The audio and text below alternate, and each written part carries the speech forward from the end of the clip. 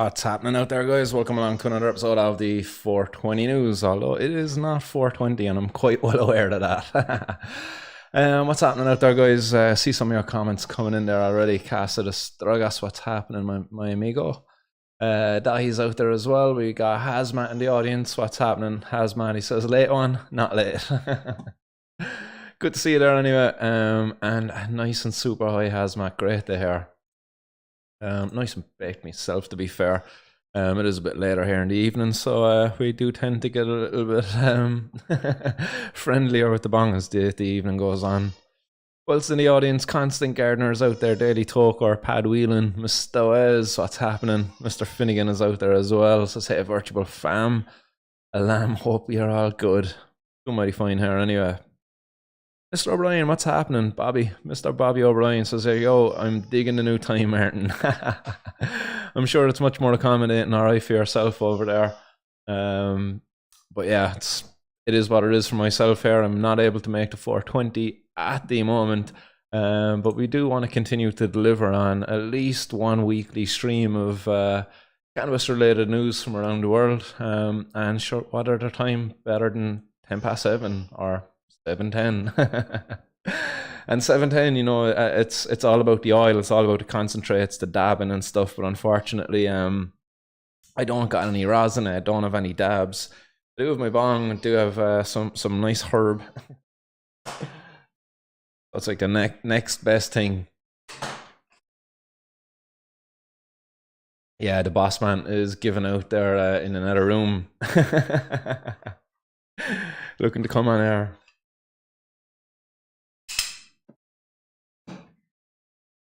Boss man's going to be barred from the studio there now in a couple of seconds because it's about to get adult adult orientated.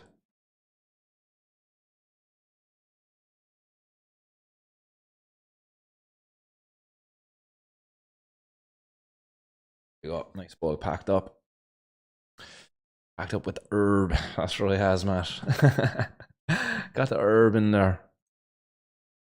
But yeah, the boss man's getting looked after there now. So hopefully we won't have too much interference there in the background. It's nearing the bedtime as well. It's that bedtime hour. Normally the boss man, he is down by about 8 p.m. You know, if he's up past 8 p.m, it's kind of it's a bit out of the norm. But yeah, he's a great old sleeper, in fairness. Well, I think I got everybody out there in the hot box.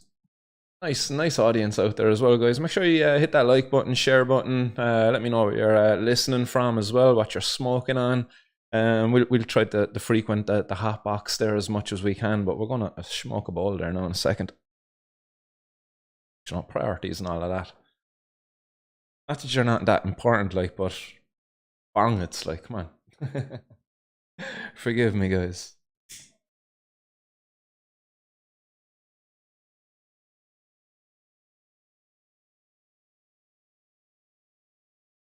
A little bit of civil disobedience. just to get the show going.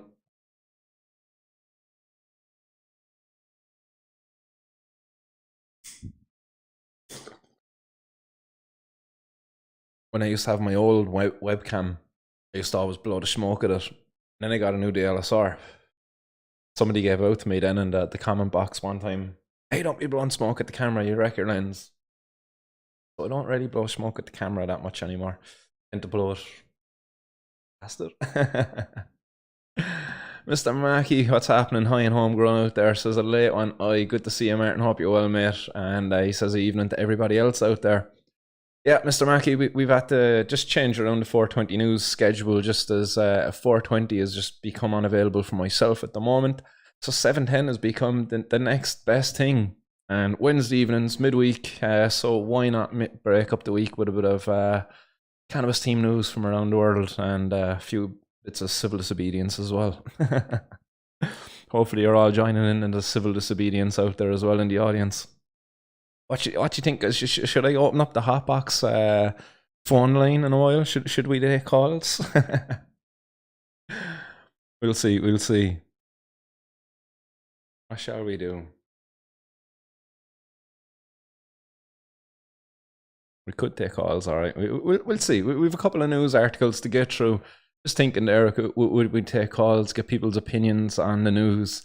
But then again, we could just get what was your man's name? Was it Pedro from Mexico? Or Felipe? Can't remember what his name was, but yeah, funny guy, boy. Good times. Bobby O'Brien says I dropped today's nug porn in the box. Nice, Bobby, you are a legend. Let's have a look. I see a message there and all. Jeez, man, Bobby. Savage stuff, like. You see that, guys? You can't really see that. Darn it, green screen. 1 second now, we can quickly sort that out.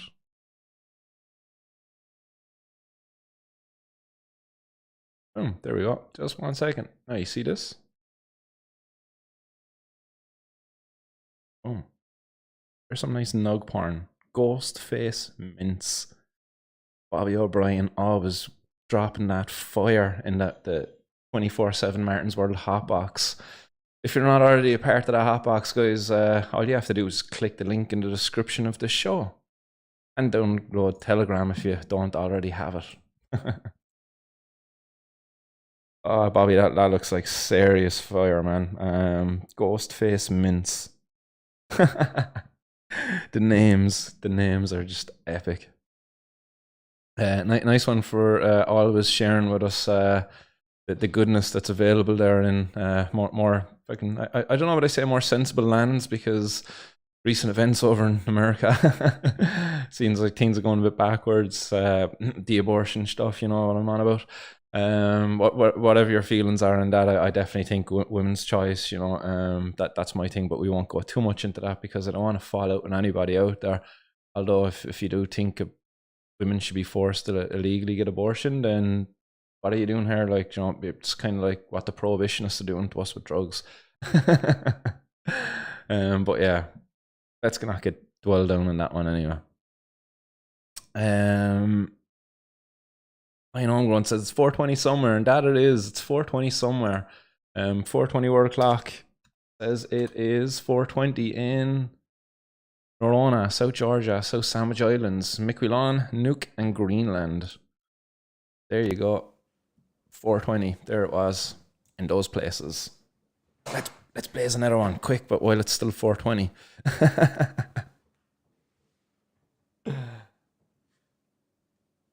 So what are people talking on out there? I've got some Jack Herrera going into the bowl here now. Oh, look at that. And it's only 30 minutes to the next 420. That's so cool. That's in St. John's, Newfoundland, Labrador.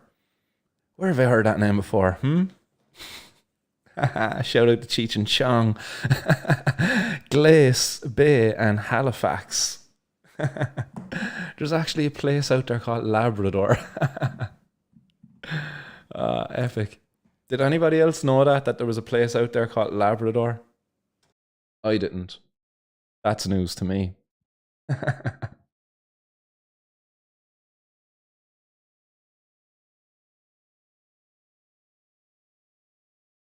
Nice one for that, Mr. Finnegan. Freaking spelling errors everywhere. Check out this other spelling error that nobody else has pointed out yet, but I'm going to point it out because I noticed it and I can't believe I messed up. This one. Okay. August 6th, 2 p.m., Mardyke Walk, Cork City, picnic in the park for cannabis reform, Ireland. Looks good, yeah, but it's not. It's actually Mardyke Walk, not Mardyke Walk. So I think that's just like the Cork accent or something like that. We just tend to throw in extra A's here and there or something like that. It's kind of like the dubs with the O. Your name is Dave, and it's like, Dave O. John O.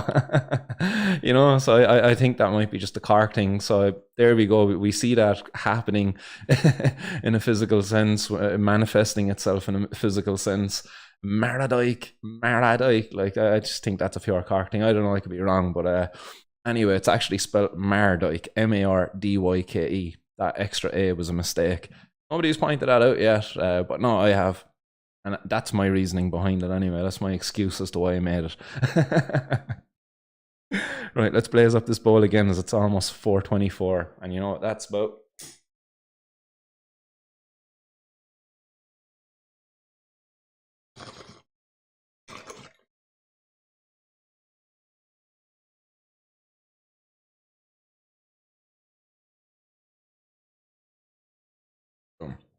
So who's going to be down there this Saturday, guys?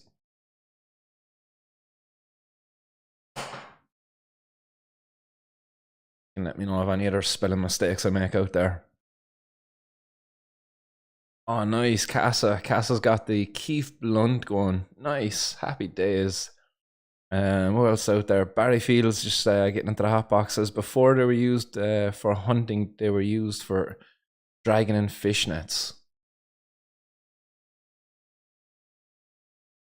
Oh, really? Yeah. Is that right? Yeah. Did they use Labradors to drag in fishing nets? That's interesting. So Labrador, that place up there, I'd imagine it's up around Alaska or some shit. I don't know. I just have a feeling that it's up around there. That's cool, man. That is really cool. Treat Wong says already 420 in Austin, Texas. Hey, what's happening, Tret Wonk? Welcome to the 710 show here today, but it is normally the 420 news. Just coming at a later time as things have changed there, so I just had to make some adjustments, and I just really wanted to be able to deliver this weekly stream. So 710 is the time that it happens at just for now. But let's get rocking anyway, guys, as we have a good bit of news to actually get through today. I'm not going to read all of the articles that are out there for me to cover, as I suppose 6 of the articles have been released as part of a series of articles. And this was done over on the Irish Examiner.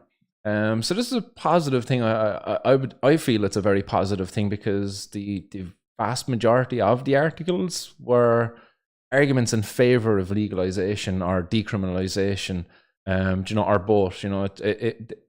Even the arguments against it were actually, in fact, arguments for it, and we'll discuss that in a little bit.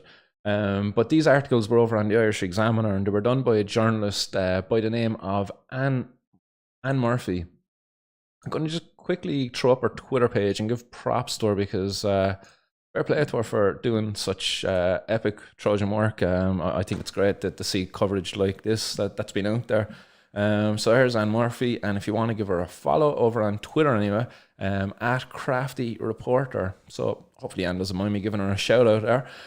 But I do have to give props there to the journalist for the 6 articles. It's about time that this issue got covered. She's retweeted a bunch of them there in her own post. So if you want to go over there, that's a good way to find the articles. This was the most recent one, I believe, released on the 2nd of August. There was 3 on the 1st of August and 3 on the 2nd of August. And this one here says, Cannabis Report, black markets don't do age verification. Users make the case for law reform. Does that not sound familiar to yourselves? What have we been saying here for the last 2 fucking years? Regulation is what will work to protect young people out there. If you want to protect young people and prevent access, easy access, unfettered access to cannabis, and not just cannabis, like the more adulterated varieties too, such as the synthetic cannabinoids that are out there. That's no bueno. You know, I'd much rather my kid, you know, queue up like we did outside the off license, or get onto, you know, one of your friends' cousins because they're 18 and they're sound and they're going to go down and get you your alcohol. At least they weren't coming back with shit that's contaminated with stuff. And in some cases, they actually were, there was harm reduction involved, because these cousins, these people who were going down getting us the alcohol, on certain occasions, they refused to get us certain items we were requesting. They were like, no, who's getting, you're not getting the vodka. Get a couple of bottles of beer instead. You're not getting your nagging of vodka. That was kind of what they were saying to us. And that was kind of cool. Looking at the time, it was like, oh, what a cunt. Like, why wouldn't you just get my vodka? But looking back at it now, it's that was harm reduction in effect. And that's regulation and how it works. It didn't prevent access, but what it did, it gave a safer form of access. So that's what the black market doesn't do, which is what's covered there quite well in Anne's article. So we pop back over there. And we'll get to the first one. The first one that was published in the series was an article featuring Alicia Maher. It was an article that titled, I'm just going to pop it up here on screen so you can see this. Cannabis report, chronically ill Cork woman exiled to Spain so she can get her medication. So again, thanks very much, Anne Murphy, for covering the story. Bring Alicia home. That's the hashtag, guys, to be using alongside of this one.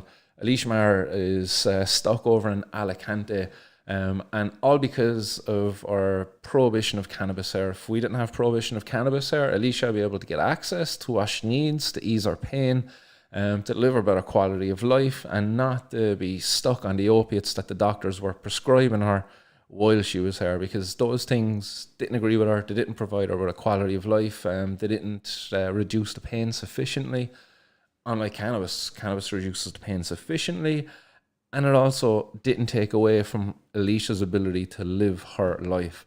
So that's what cannabis did. And on that one, if you haven't read the article, I definitely suggest get over it, give it a read. I've interviewed Alicia in the past. You can go check out that interview too. It's a well put together article, but instead of going through that article, I'm actually going to pop over to the Instagram of the Patients for Safe Access. So just give me 1 second. I'm just going to open it back up here, as I seem to have closed it. But I don't know if people have seen this out there. But there's a video out there at the moment that was put up on Instagram, on Twitter, and Facebook by the Patients for Safe Access. So I'm just going to load it up here now. 1 second.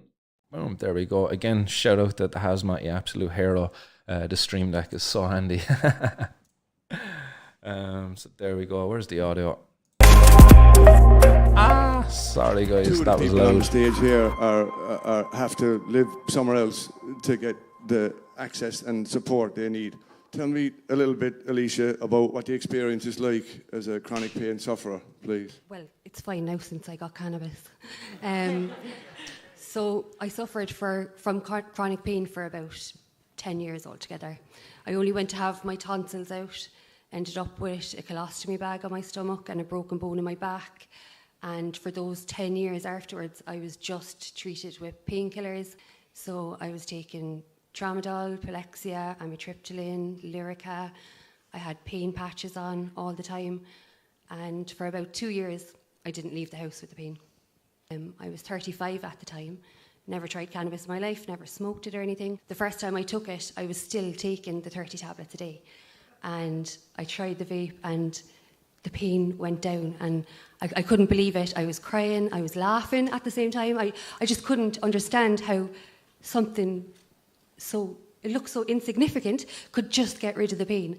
The same day I was going to try to come off the tablets, I was thinking, what's the point in taking all these tablets when this is instantly giving me relief? So when I was down to 15, I brought the cannabis down to my GP. He said, I don't know anybody else that uses cannabis for pain the way you do, but I have to first do no harm.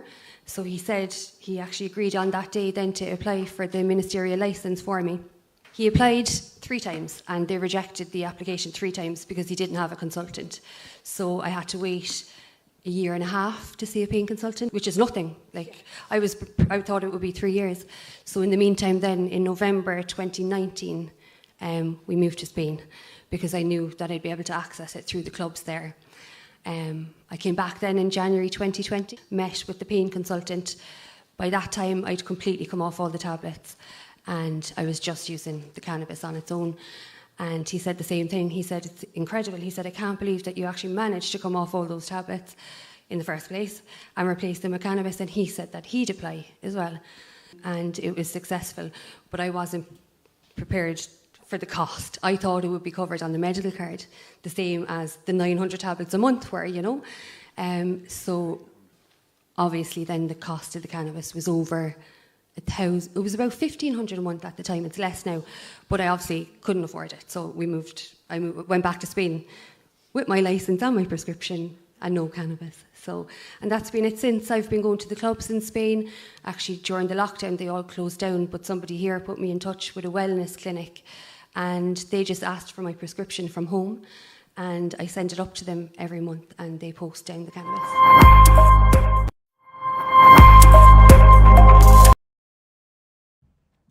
Boom. So there you go. That was Alicia Maher there. Patients for Safe Access. That was a little clip that was taken from a recent conference that was held above in the Sugar Rooms. You seen the little entrance to it there above in Dublin. It's really frustrating, I suppose, to say the least, that Alicia is still stuck over there like this. Again, it's simple pen to paper. Stephen Donnelly said this not too long ago, that he doesn't understand why people are getting criminalised for growing a bit of cannabis at home themselves. Stephen Donnelly acted on those notions once he became Minister for Health.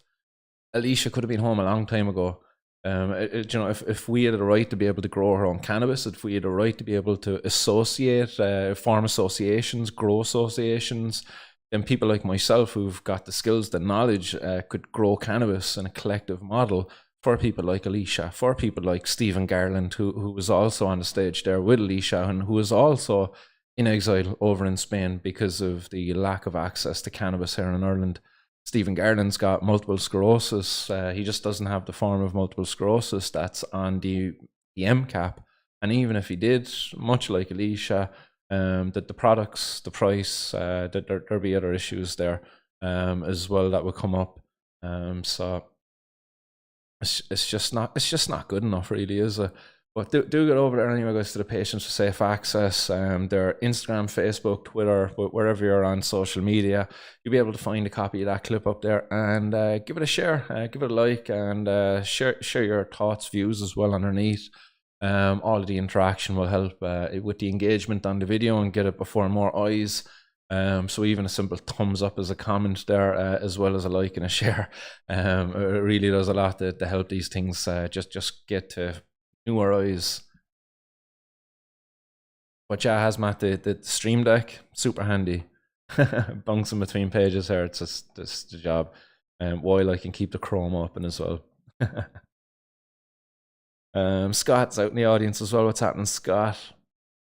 Doing good I am. High and Homegrown says, I love dogs. Oh yeah, you're still having a chat about dogs. You dog people. Love me dogs as well, don't get me started. So right, let's get back over to the news. Because Anne Murphy didn't stop there. As I said, she put out several pieces. There were 6 articles she actually released.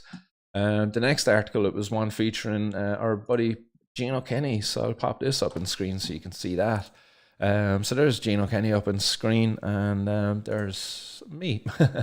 And the headline of this one was Cannabis Report. Cannabis Report is actually the series, the 6 articles. This is article number 2. There is merit in decriminalising cannabis, but really it should be regulated. And that was a comment by Gino Kenny, who says prohibition is enriching criminals while people using cannabis as a medicine are being criminalised.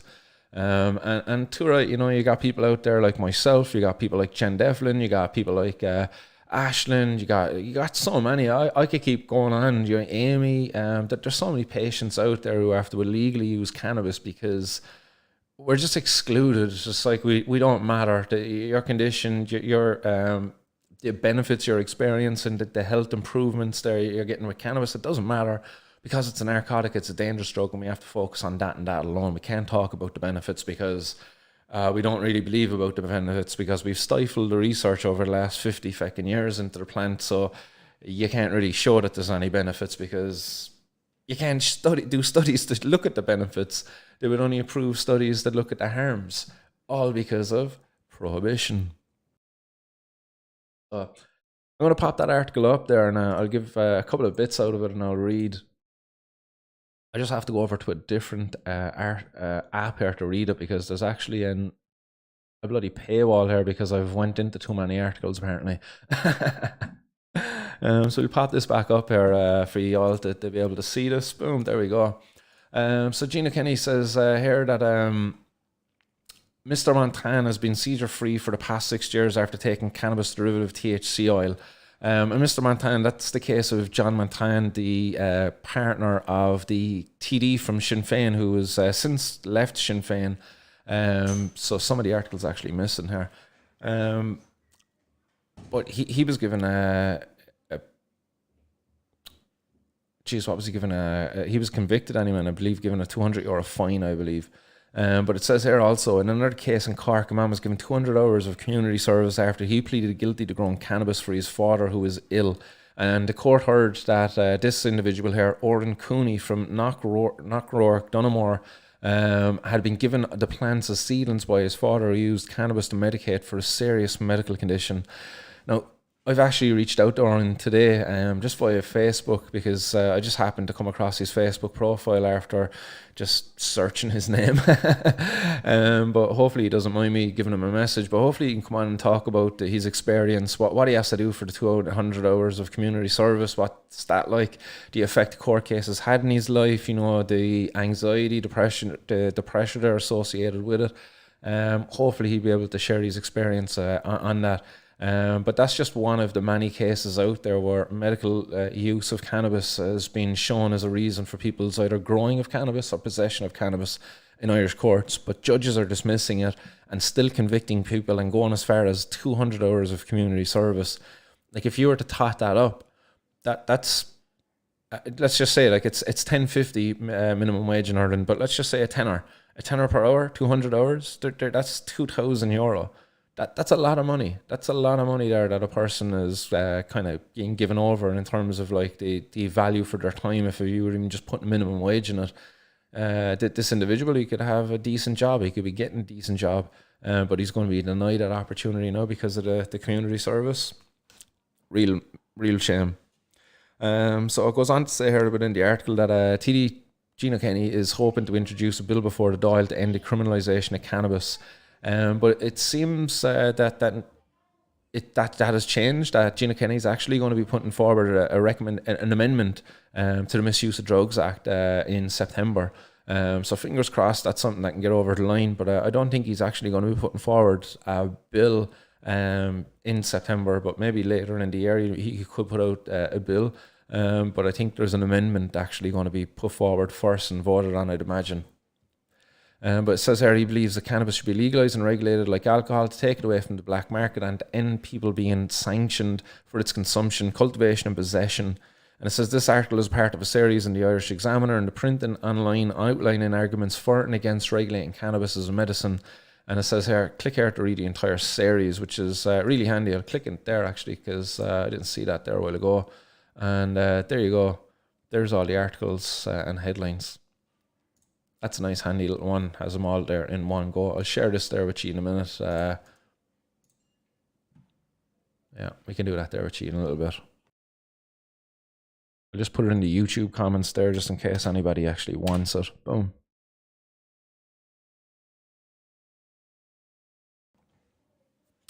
But it goes on anyway. Mr. Kenny adds that there would be revenue stream from it too, which he said would be a better system. Says Mr. Kenny says people are being brought before the courts for possession of tiny amounts of cannabis. We've got it all wrong, I would suggest. There is definitely merit in decriminalisation, but it needs to go further than that. It needs to be regulated. There is a better way of taking people out of the criminal justice system. It happened in other countries and the world has not fallen apart because of it. To me, it is a better system. It says there he accepts that there is an issue with synthetic cannabis products and the strength of cannabis. And he adds, of course, that there are people who have cannabis dependency. And of course, there are situations where it will have an adverse effect on their mental health. I'm not trivializing that. It is an issue and it is a reality. But a system where it is being driven underground and there is no regulation is not right. And there's a picture here then of Vera Toomey and Gino Kenny at one of the talks organised by the People Before Profit, or maybe even actually a media event there, looking at the microphones in front of them. But it says here, Vera Toomey and People Before Profit, Gino Kenny at a 2018 press conference with parents campaigning for access to medical cannabis. So there you go. It says also, Mr. Kenny believes that the focus of the current medical cannabis access program needs to be expanded. The program is extremely limited and needs to expand to include other conditions, particularly neuropathic pain. It is one of the main medical conditions where medical cannabis can work. He points out that the Danish medical cannabis access program includes neuropathic pain and believes the current program in Ireland is not fit for purpose. He says the program has to be expanded to cover more conditions because it will be pointless having such a program for such a small number of people. And that's true. I've heard that from some of the companies looking to do it here. They get involved in the industry here. There's like the HPRA, they're turning companies away in the way in which they're dealing with them, because they're telling them that the number of patients that they're estimating to be caring for here is too high. And that's not good for business, I suppose. And at the end of the day, the provision of medicine, unfortunately, is a business for these companies. So that they're not really interested in there. I believe that's why Tilray has taken so long to become approved in Ireland, because they just weren't interested in going through the hoops to get approved here if there was going to be such a small population base, when there were such bigger countries out there to be focusing on, you know, Germany and others. So yeah. But he says the program has to be, it goes on that there are currently 12 people approved under the MCAP according to the Department of Health. And again, 12 people. We have a country of over 5 million people. It was nearly almost 5.1 million people there in the last census that they done. 12 people. What the hell? Says the department spokeswoman said in 2022, following the completion of an updated evidence review, the department plans to establish an expert group to further review the use of cannabis for medical use. Members have not yet been appointed to this review panel, as work is ongoing on the research aspect of this work. It's just that's so poor, isn't it? Like 2016, the medical cannabis access program was started. The first patient didn't get onto it, I don't think, until it was at 2020 or 2021 or something. 4 years, the thing was just sitting there idle, no patients appointed to it, despite them crying out for access to it. But yeah, I said I'd read that one out because I thought that was worth reading. If you want to read it in its entirety, there was little pieces missing out of that article. I believe you can find it over in the Irish Examiner, and if it's your first time clicking into it, you won't get this. Shouldn't be such a bum, and I should probably just pay for a subscription, but sorry, not sorry.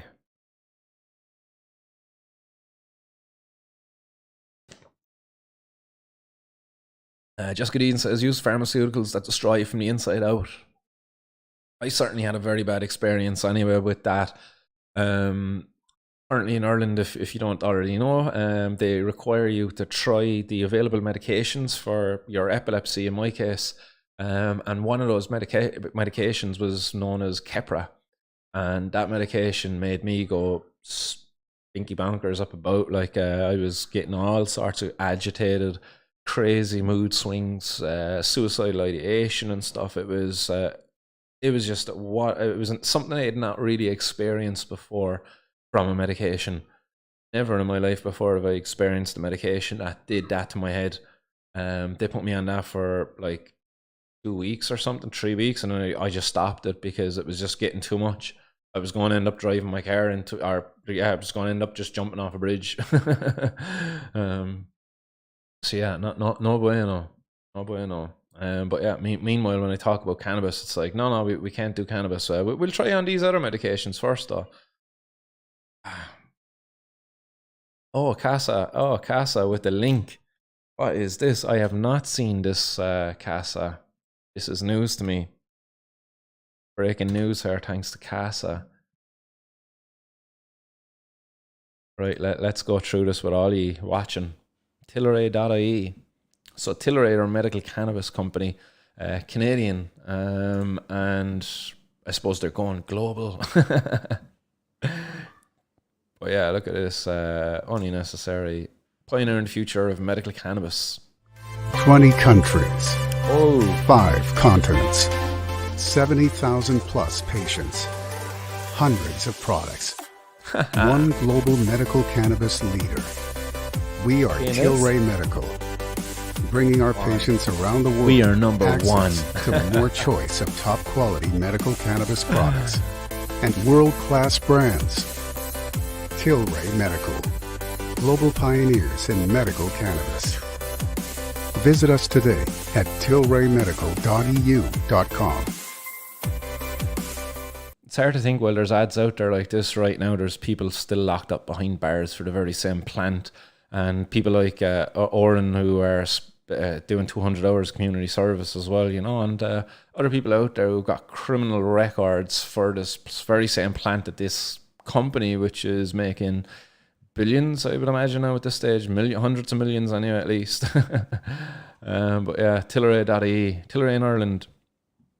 Oh yeah, 20 countries on 5 continents, 70,000 plus patients worldwide, 250,000 plus square meters cultivation space in Canada and Portugal. A lot of that now is in Portugal. I think they closed down a lot of their bases in Canada and opting for, I suppose, the cheaper labour force of Portugal. Capitalism. Since 2019, Tilray has manufactured medical cannabis pharmaceuticals within Europe. Okay, our 4 pillars: geographic reference, Ireland. Interesting. That's cool. They got tilraymedical.ie. That's what we're looking at, guys. If you're interested in having a look at this website yourself. I know I was interested to see this now. And I'm glad that I got to do it live in a stream here. They got stuff out there on research, advancing cannabis research, alcohol use disorder, post-traumatic stress disorder. Nice. Taxane-induced neuropathy, pediatric epilepsy. It's nice to see some research being done here anyway, but hopefully they'll bring some of this research to Ireland. I'd love to be seeing some cannabis being grown down in the greenhouses in UCC and blowing some of the Chagas greenhouses as well. In fact, I'd love to be getting a job down at Chagas growing some medical cannabis in a high spec facility. That'd be class. Production. Whole flowers, cannabis cultivation, processing. Nice. Extraction, analysis, formulations. So 3 to 4 months to grow, 4 to 8 days to process. There's about 10 days here, 11 days in the analysis and oral solutions. Packaging as required, analysis, another 5 to 10 days analysis, and prescription drug. Excuse me. Cannabis cultivation. Look at those plants. There's a wall of cannabis flowers. They're just trellising them here because the flowers are going to get like so heavy, so dense, that they're just going to be getting their weight supported by the trellis. The plant itself won't be able to support it. Class. Analysis, microscopes here, HPLC and all of that stuff, I'd imagine as well. This is cool. You get facility tour, Tilray in Portugal. So there's images here. I don't know if you click into these. It's just an image. Class. I actually applied for a job off of these guys over there in Portugal and they didn't give me one. But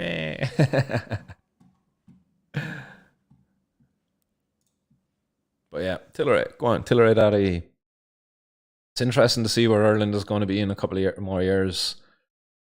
The amount they destroyed all the while getting government grants to do little man out of the market.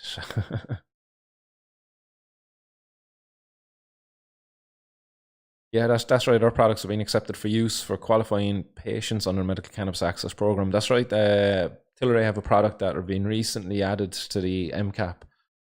So yeah, that's right.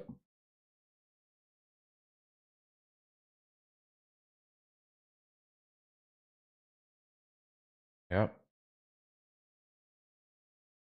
Dahi Golan says here, as Natalie O'Regan pointed out, they don't even follow up research on the 12 patients that are getting access to medical cannabis. Yeah, that's true. I've been saying this as well for quite some time. Vera Toomey, our daughter Ava, that there's been very little contact at all from the health the officials, I suppose, in terms of Ava. You know, she's not needing to go to hospital, and they're not requiring her to come in to be observing her or doing any tests that kind of follow up. It's just a case of, look, she's not having seizures, happy days, have fun, you know. Meanwhile, other patients out there, they're being left without it and being told there's not enough evidence for this. Face palm. Dumbasses. Who's this? Clayton currently growing 3 football fields of cannabis in the Bahamas. Nice. Yeah, there's a lot of companies now going to regions where the labor force will be a lot cheaper and they'll be a bit more equatorial, closer to the equator. Places like, I suppose, Portugal. Where would you go as well? I think Colombia is another place. And I see these places, I suppose, as being exploited in a sense, I suppose, because of their cheaper labor force and their better growing conditions and stuff like that, and then they're just going to be exporting the product out of there. But you know, power to them. Hopefully the jobs will be good and actually pay good wages and all of that stuff. But other times they don't. Rasher says Canadian companies destroyed 425 million grams of cannabis in 2021. Yeah, that's right, and they can afford to do that because it costs them like very little actually grow it, I suppose. They make their money. A lot of the cannabis that they destroyed, and you know, they probably like write it off in taxes or some shit like that. It's probably part of the scam. Just remember, guys, you know, everything is a scam. Everything is a scam. Learn that from a good friend. All right, Casa. Jessica Egan says there, that's mad. You would think they would need at least monthly follow-up, you know, to make sure no harm is being done, let alone to build a database. That's what you'd be thinking as well, that's Jessica, but unfortunately that's not how it plays out. It's a case of you got your medicine, it's working, happy days, good luck, you know. Don't be making noise out there with the media about this. Like Vera was actually kind of terrified be going to the media and talking about her experience, because she thought that if she like ruffled any feathers and things she might have said, that they might have just made her access more difficult. They mightn't have provided the delivery of it in the way in which it is delivered now, or they might take that delivery away. That's the terror, the distress, the pressure, the stigma, all of that there that's on it because of the difficulty in accessing it. We're have to go through that too.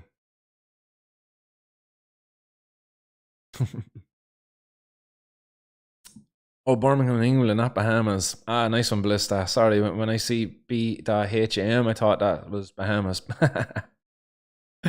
Birmingham. Nice. Right, let's drive on. Let's get back to the art news articles that we've got out there, as we've got a couple more to get through. Nice one again there, Casa, for that one. Appreciate that. So the Cannabis Report. The next one on the Cannabis Report then was the one from the Teacher. Featured a teacher, and it's this is the headline here anyway. Boom. Cannabis Report. I would probably lose my job, says teacher who uses cannabis to ease his neurological condition. And this guy here in this article, he didn't even use his real name. It says here, James says cannabis helps ease the symptoms of his illness, but he's in constant fear of being caught and brought to court. He's so unfair he had to use a fake name. It says in the opening part, every evening James, not his real name, relaxes at home with cannabis as his children sleep. While he was a recreational user in his younger days, the 41-year-old says he now uses cannabis, or his use now, and for the past 4 years, is for medical reasons. And I'll just open up the article there in another part. So we go back over here. It says he believes that the drug is central to protecting his well-being and puts off the day when he will have to go on regular prescribed drugs to tackle his health issues. He says, but as a teacher in the west of Ireland, he is fearful of people knowing that he's a regular user of cannabis, and he explains there are still very backward attitudes by some and little proper information on the real benefits of cannabis. He has never been caught in possession of cannabis, but he's constantly fearful It would probably make him lose his job. The stigma, the rumours, and the issues around being in court for something that is prescribed as a medicine in many other countries. It says the 41-year-old suffers from myasthenia gravis, a neurological condition which leads to weakness and rapid fatigue of muscles. It says here, James says that I get very weak and need to rest quite a bit after any exertion. This affects my life and how I can play and look after my children. And it talks here then about Vera Twomey and her march up to Dublin, and that's where the picture is here. James goes on to say then that it also affects my sleeping pattern and in turn my mental health. I self-medicate with cannabis, from helping with sleep to relaxing muscles after exertion. And it goes on talking about the article being part of the series. He says the problem is that in other countries I would be prescribed exactly what is needed, whereas in an unregulated market it is very hard. It is very hit and miss. I find this infuriating that in a developed country people are in pain or in discomfort due to policy. And then it talks about another individual, Sean, and this man also in fair uses a fake name. It says Sean, not his real name, was diagnosed with primary progressive multiple sclerosis. Again, the same condition suffered by Stephen Garland, PPMS, primary progressive multiple sclerosis. He suffered with this for over 3 years, and the now 57-year-old Wicklow man says everybody's symptoms are different. He explains his condition. I am numb from my torso to my toes on both sides and in both hands. I'm in extreme neuropathic pain around my ribs and legs. I have spasticity, stiff, heavy legs because the muscles are not getting the right messages. He also suffers from a condition which I'm not going to be able to pronounce, Lhermitte's sign, which is an electric shock in his body. He says that he's also got 16 lesions in his brain, 14 in his spine. And when he moves his neck in a certain way and puts a bit of pressure on one of those lesions, it sends out an electric shock, and it's like sticking your finger in a plug socket. And that's not nice at all. He says that there are also cognitive issues, fatigue, insomnia, and it is possible to have both. I can't stay awake, so I could go to bed during the day for 2 or 3 hours, but then at night it's hard to sleep because I'm wide awake at the wrong time. He says in the 1980s he smoked cannabis recreationally, but hadn't used it for up to 30 years. He hadn't used cannabis recreationally, but the minute he tried it, the Lhermitte's finally went away. The spasticity was dramatically improved. He says that the neuropathic pain in his ribs and his legs eased, and he was able to cut down from 2,700 milligrams of gabapentin to 900 milligrams. So he was able to effectively third his other pain medication. And that was after his friend had given him a bit of homegrown cannabis to see if it would help him. And that same friend, you know, if he was to be caught with that cannabis, would get a severe sentence off of a judge here in Ireland if it was before the wrong judge. Growing cannabis in Ireland, you know, if it's enough plants, 10 plus years. They think they can give you 14 years for cultivation of cannabis if it's enough plants. Mad. But he says this led to withdrawal symptoms from the gabapentin, which then had to be upped again to deal with that. Shortly before the COVID-19 pandemic reached Europe, Sean travelled to Amsterdam on holidays where he took some cannabis brownies. He then tried very high-strength CBD, which he said did not relieve his symptoms. He said that other well-known cannabis constituent, THC, was what helped him. As well as improving his spasticity, he finds the cannabis also helps his gait, nerve pain, and his sleeping difficulties. I don't use it in a joint or anything like that. He says I use it in a vaporizer, which is specially made for cannabis. And it says, unlike Sean, James is currently not on medication for his condition. And while myasthenia gravis can be treated with immunosuppressant drugs and steroids, there is no cure for it. And he's slow to use the medications at present because of the effects they can have in sleep and the immune system.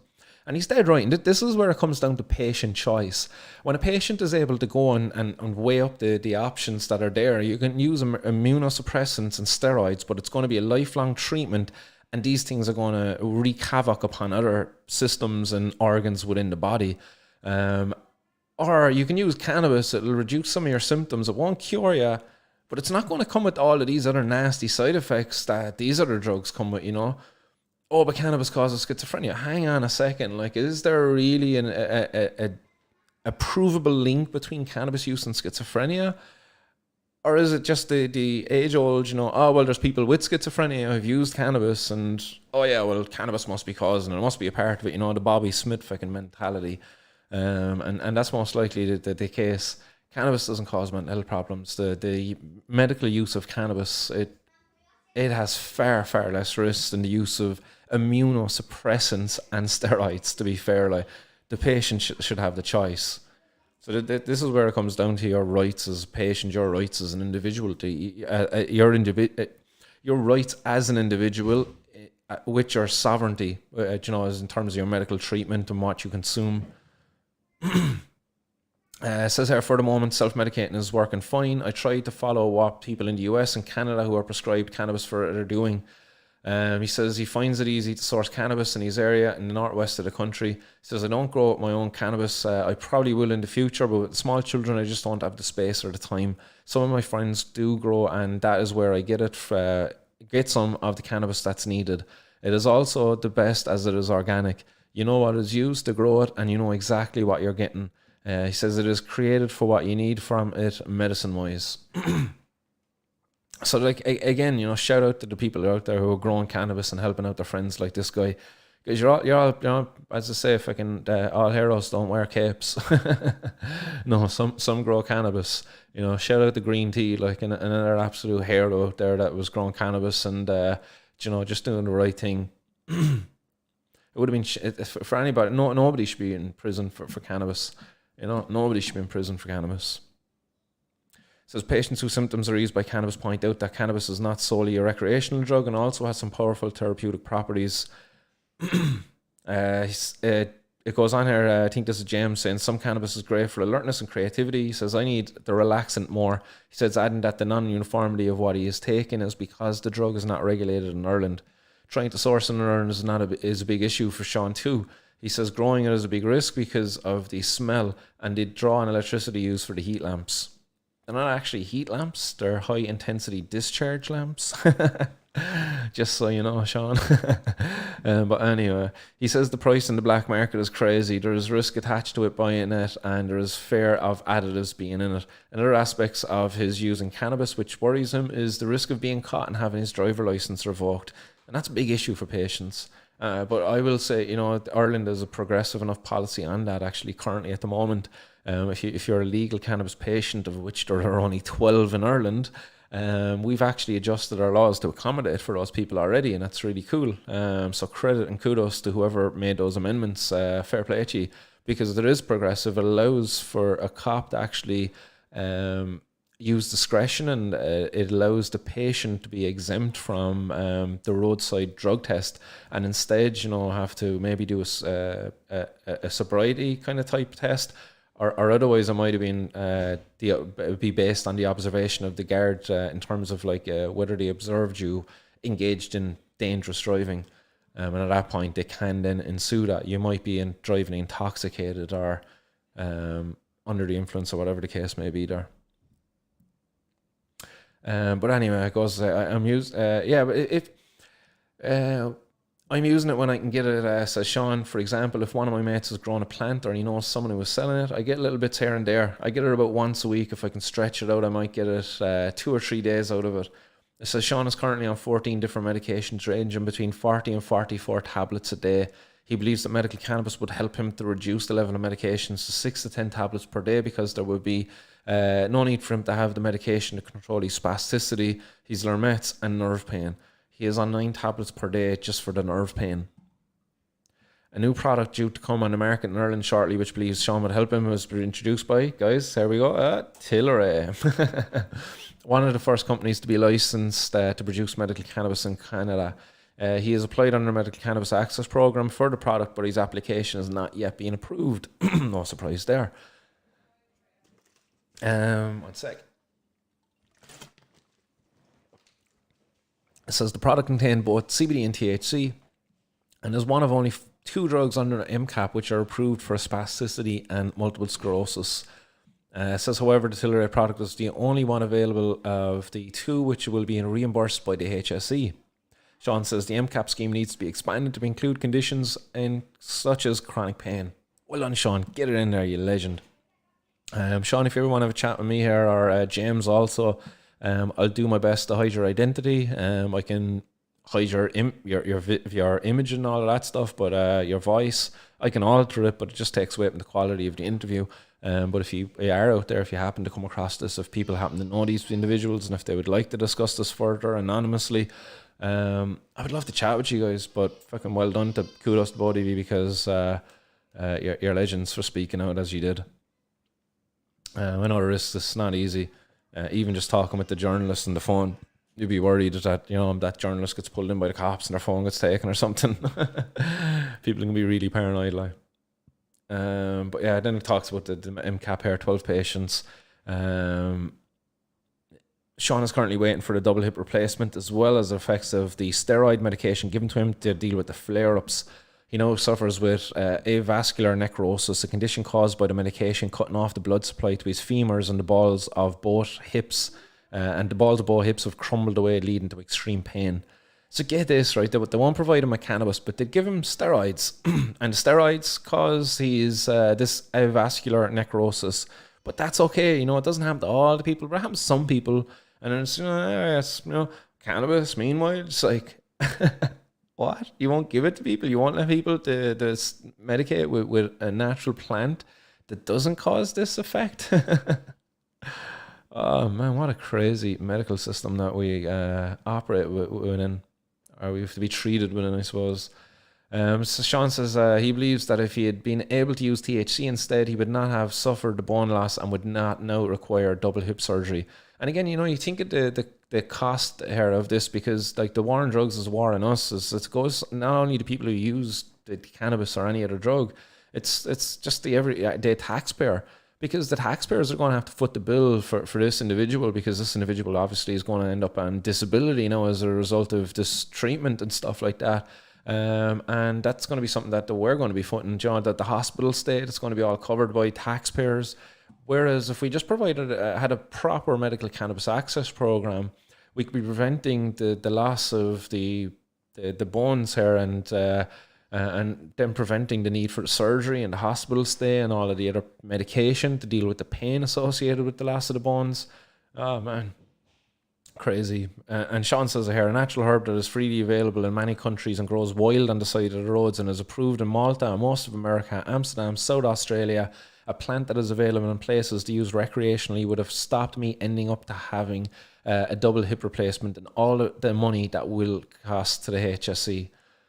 Plus, my life is misery for the last 18 months. I have been in severe agony, he says. He hopes that the surgery will mean he can reduce his medication by cutting out painkillers, and that his application for the Tilray product will be successful for the same reason.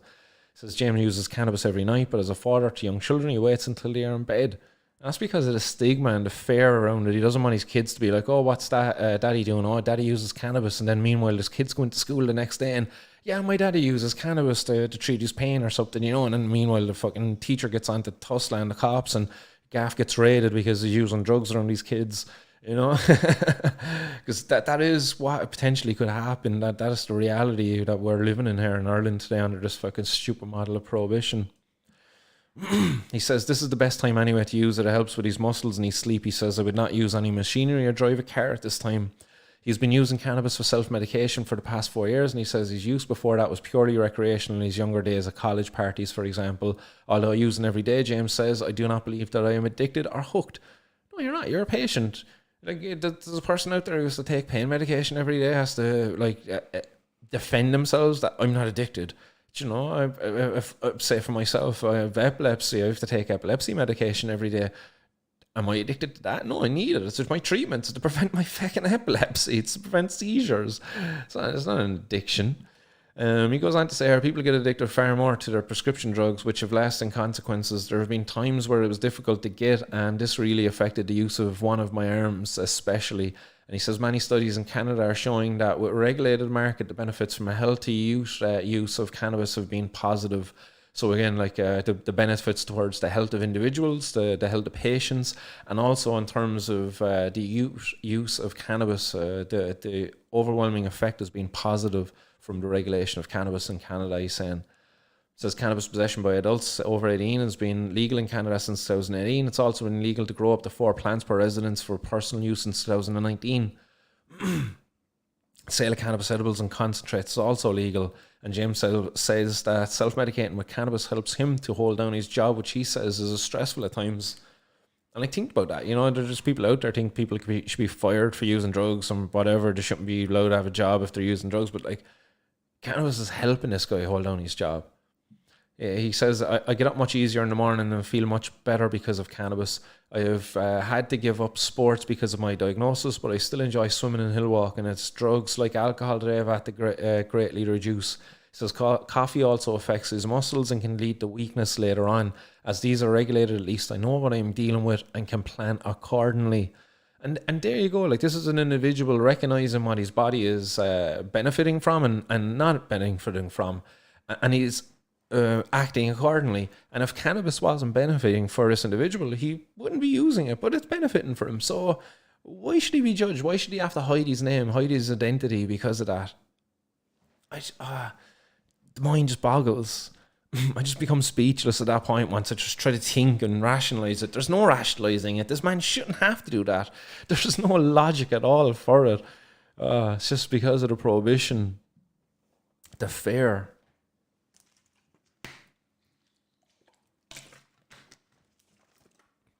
Anyway, it goes on to say that he believes that many people who use cannabis medicinally are being forced to go to the black market because the drug is illegal in Ireland. And that'll feed into the next article, actually. I might jump away from this series and jump over to another article. I might just hit off the headlines of the other articles as well. I don't think I'll go too much into them. But he goes on to say people who use cannabis are made out to be wasters or stoners, stay-at-home doleheads, which is just not true. You know, many of them want to get jobs, like myself, but I've got a criminal fucking record now. And guess what? Like, is a Stryker, Johnson & Johnson, one of these pharmaceutical companies, they're like 700 new jobs. They're a big deal. You know, Micheál Martin down shaking hands today. Oh, it was a great thing.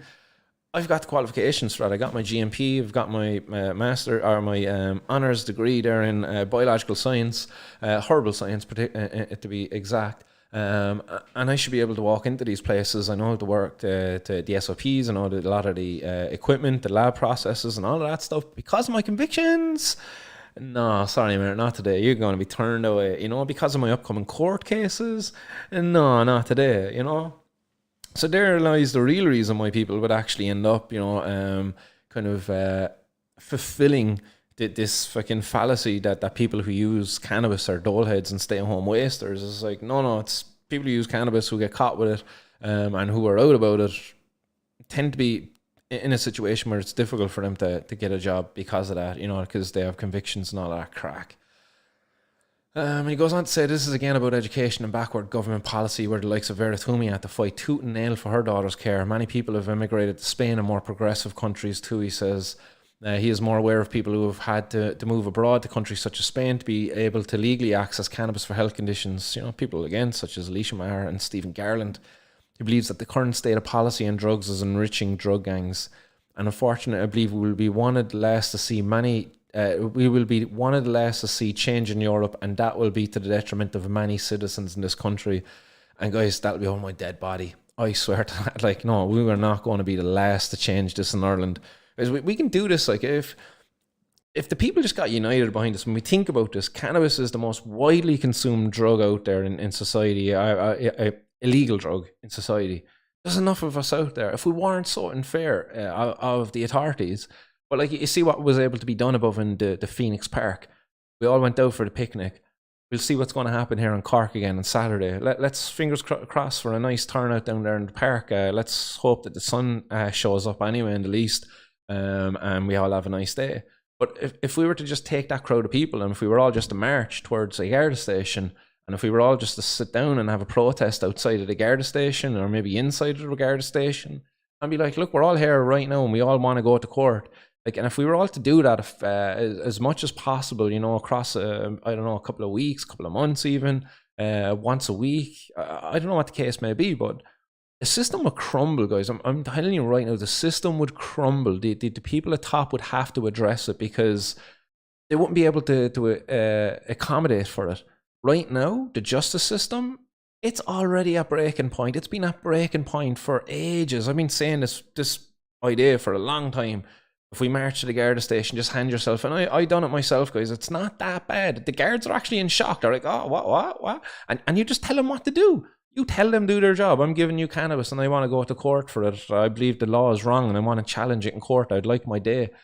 And you feck up the system. You have a queue of people doing that. You have one joint tied to a string and everybody goes in. I don't know, that's my idea, you know.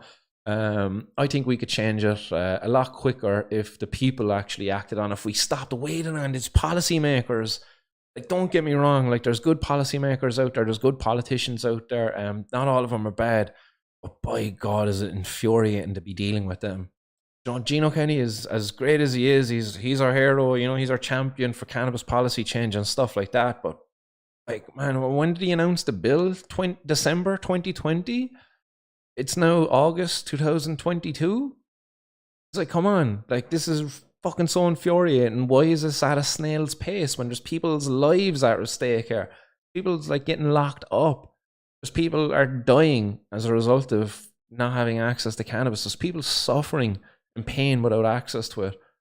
They're doing nothing, and we're waiting on them. And like, we're bigger fools. You know, like, that's the thing. We're bigger fools to be waiting on them. So if we want changes, we have to bring the change about ourselves, you know. And people power, civil disobedience, mass protests of civil disobedience directly, because it's great. You know, Phoenix Park, Park City now this Saturday, the cops are going to leave us alone because they know they can't deal with us all. That's why they didn't do anything in Phoenix Park. The cops walked around in Phoenix Park watching us all rolling up joints, smoking doobs and passing it around, you know, sharing cannabis with one another. No bothers. The cops didn't interfere. Why? There was too many of us. That was our protest. There was too many of us. But we have to go one step further now. I'm not going to be calling for that on Saturday. On Saturday, let's have a nice, peaceful, calm, relaxed day. My days of marching to the guard station anyway are on pause just for the time being anyway, until things settle down at home. But Saturday is going to be a good day. But like, that's what needs to be that's what needs to happen if we want change here in Ireland.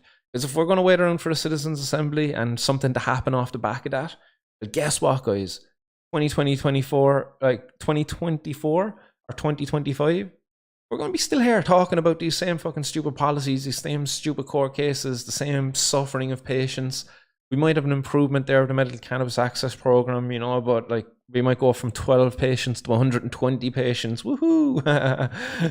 10 times an increase in patients, you know, that'll be the headline. But no, we can't wait around, guys. We really can't. Fair play to everybody who's come out to the Phoenix Park events, who's come out to the 420 events, who's come out to the picnic in the park events down here in Cork as well. But I really do think, you know, maybe come September, we should be really taking these protests a couple of steps further. Shout out to the Patients for Safe Access, who've got some plans there to be stepping up the action here in Ireland for the patients. I really look forward to that. 23rd of August, I've said this before anyway, make sure you have that one on your calendar. It's going to be above in Dublin. Location to be announced, the exact location to be announced at a later date. But right now, Dublin, 23rd of August, that's what I'm working with. Yeah, that's right, Greenbeard. 900 milligrams of medication destroyed in Canada in the past year. All past its expiration date. Such a shame, man. Man. Jessica Egan here saying, little to no education about it at all in the country. I've had people belittle me, call me scum, and even my parental skills brought under scrutiny because I openly chat about cannabis. Yeah, it's shameful that people would do that to individuals, but I'm not surprised. I've faced that stuff myself as well. But I think kids benefit from open conversations about cannabis and alcohol. I think the more that they know about it and understand about it, the more chances they have of growing up and being able to respect those substances and not fall prey to the harms that are around those substances if you should be to abuse them. Because anything can be abused. Again, you can abuse cheeseburgers, you can abuse fucking sugary drinks. You can abuse ice cream. I've been doing that lately. I've been abusing ice cream. That's fun. If I stand up here, I've definitely gotten a bit more roundier in recent weeks. Since I fecked up my foot as well, I haven't been able to exercise as much, so The old ice cream binges are having an effect. Sorry, the past 3 years, says Greenbeard. Hazmat says, are you a cynic, Martin? A little bit, maybe. Mr. Finnegan says, Teach couldn't wait to share that. And Podge as well, what's happening? Podge out there says, love to go Saturday, but not allowed till I get the all clear that I can travel safely. Ah, shit, Podge. Sorry to hear that, man. That's a bummer. We'll have to have an old chat there sometime, and we'll have to get in a call and have a proper old one-to-one. Yeah, I couldn't believe it either, man. That's a lot of cannabis that gets destroyed. Absolutely heartbreaking stuff. Greenbird as well saying here, yo, thank fuck didn't wait. Missed this, only woke up from a nap after destroying some of Green Tea's double banana kush. Oh man, I've tried that double banana kush. Oh, exquisite. Oh, lovely. Oh, I have a bong packed up. Yes, there's a bowl packed up in the bong. Yes.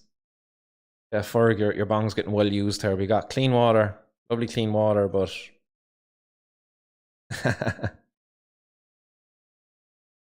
change the water every day. I just haven't got any more isopropyl to give the get the old resin to go clean off. Fresh water every day, fresh gauze every 3 or 4 days. I Googling says critical mass hash had it in Amsterdam years ago. Mighty stuff.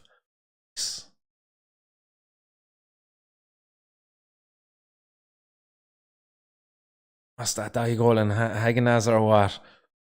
Yeah, we were doing a bit of Hagenaz a while back, but the more recent binges have actually been ice cream, Oreos, and milk, all chucked into a blender. And I'm going to blame Alexis. That's all her fault. So Alexis is the reason why Daddy's getting a round belly. But yes, we did enjoy them, and we've enjoyed them more than on one occasion. Highly recommend it, guys. About a pint of ice cream, about a half pint of milk, maybe another pint of milk, and about 2 packs of Oreos. Just blend it until it's just mush. Keep 1 or 2 Oreos at the side if you want. Crush them up for a bit more coarse Oreo delight. But yeah, oh, dangerous stuff, man. The amount of sugar. But yeah, Hagnaz is the shiz. But unfortunately, they stopped doing the double Belgian chocolate one that they used to do. We used to get that alongside the vanilla. And I've 2 of them together. Oh. Hey, Mr. Finnegan. Easy there now. Might have to give you a time out by. Don't be calling me fat arse. It's my belly is fat by, not my arse, right? My arse is fucking perfect by. Right, let's drive on anyway, guys. Good crack there in the hot box anyway. It's good to see. Some of the other articles that are out there within the series. Let's pop you over here. So there are a huge number of professional people who use cannabis. So again, this is covering the 2 anonymous people who would have spoke out there. Oh no, this is actually a different one involving 2 different individuals, isn't it? Yeah, a successful businessman in 50s, Bob, not his real name. Yes, he is Bob as a fake name. Go on, Bob. He does not fit the typical profile associated with drug use, it says. Let's pop back over here and just see if I can unlock that article.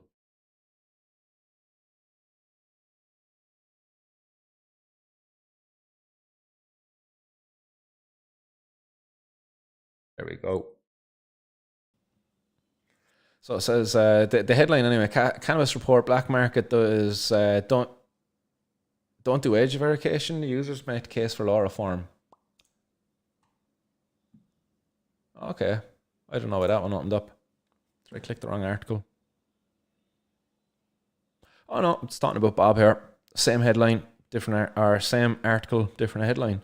But it goes on to say, and while Bob worries about being caught by Gardaí, he believes his demographic profile helps him to escape detection. And guys, this is the one. I was actually reading this the other day and I was just freaking out because like this is it. Like Bob is hitting a nail on the head. I talk about this from my point of view as the ones who don't escape the detection.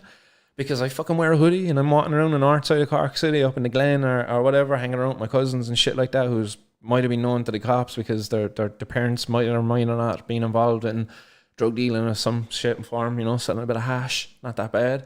But, you know, we didn't escape detection, unfortunately, but Bob did. Bob wears a nice suit. Bob drives a nice car. Bob escapes detection. Bob doesn't look like the regular cannabis user because Bob wears nice fucking clothes. You know, he's got a nice car. He looks affluent, you know, he's well-to-do. But he says it helps with his arthritis-related joint pain, and he finds it extremely effective for his insomnia. And again, shout out to Podge. Podge is another individual out there who has serious insomnia to the point now where it's fucking unsafe for him to travel. He can't even come up to the protest on Saturday because of the effects insomnia have had in his body. A lack of sleep for so long. Guys, I mean, you think about sleep, okay? You think sleep is just sleep. Sleep is like a nutrient that the body needs. It's like food. You know, how long can your body go without food? How long can your body go without water? Sleep is as important as that. And for some people, they can't really sleep. And some of the drugs out there, you know, they prefer maybe not to be taking them, or maybe they're not effective for these individuals. But by God, man, cannabis can work for people.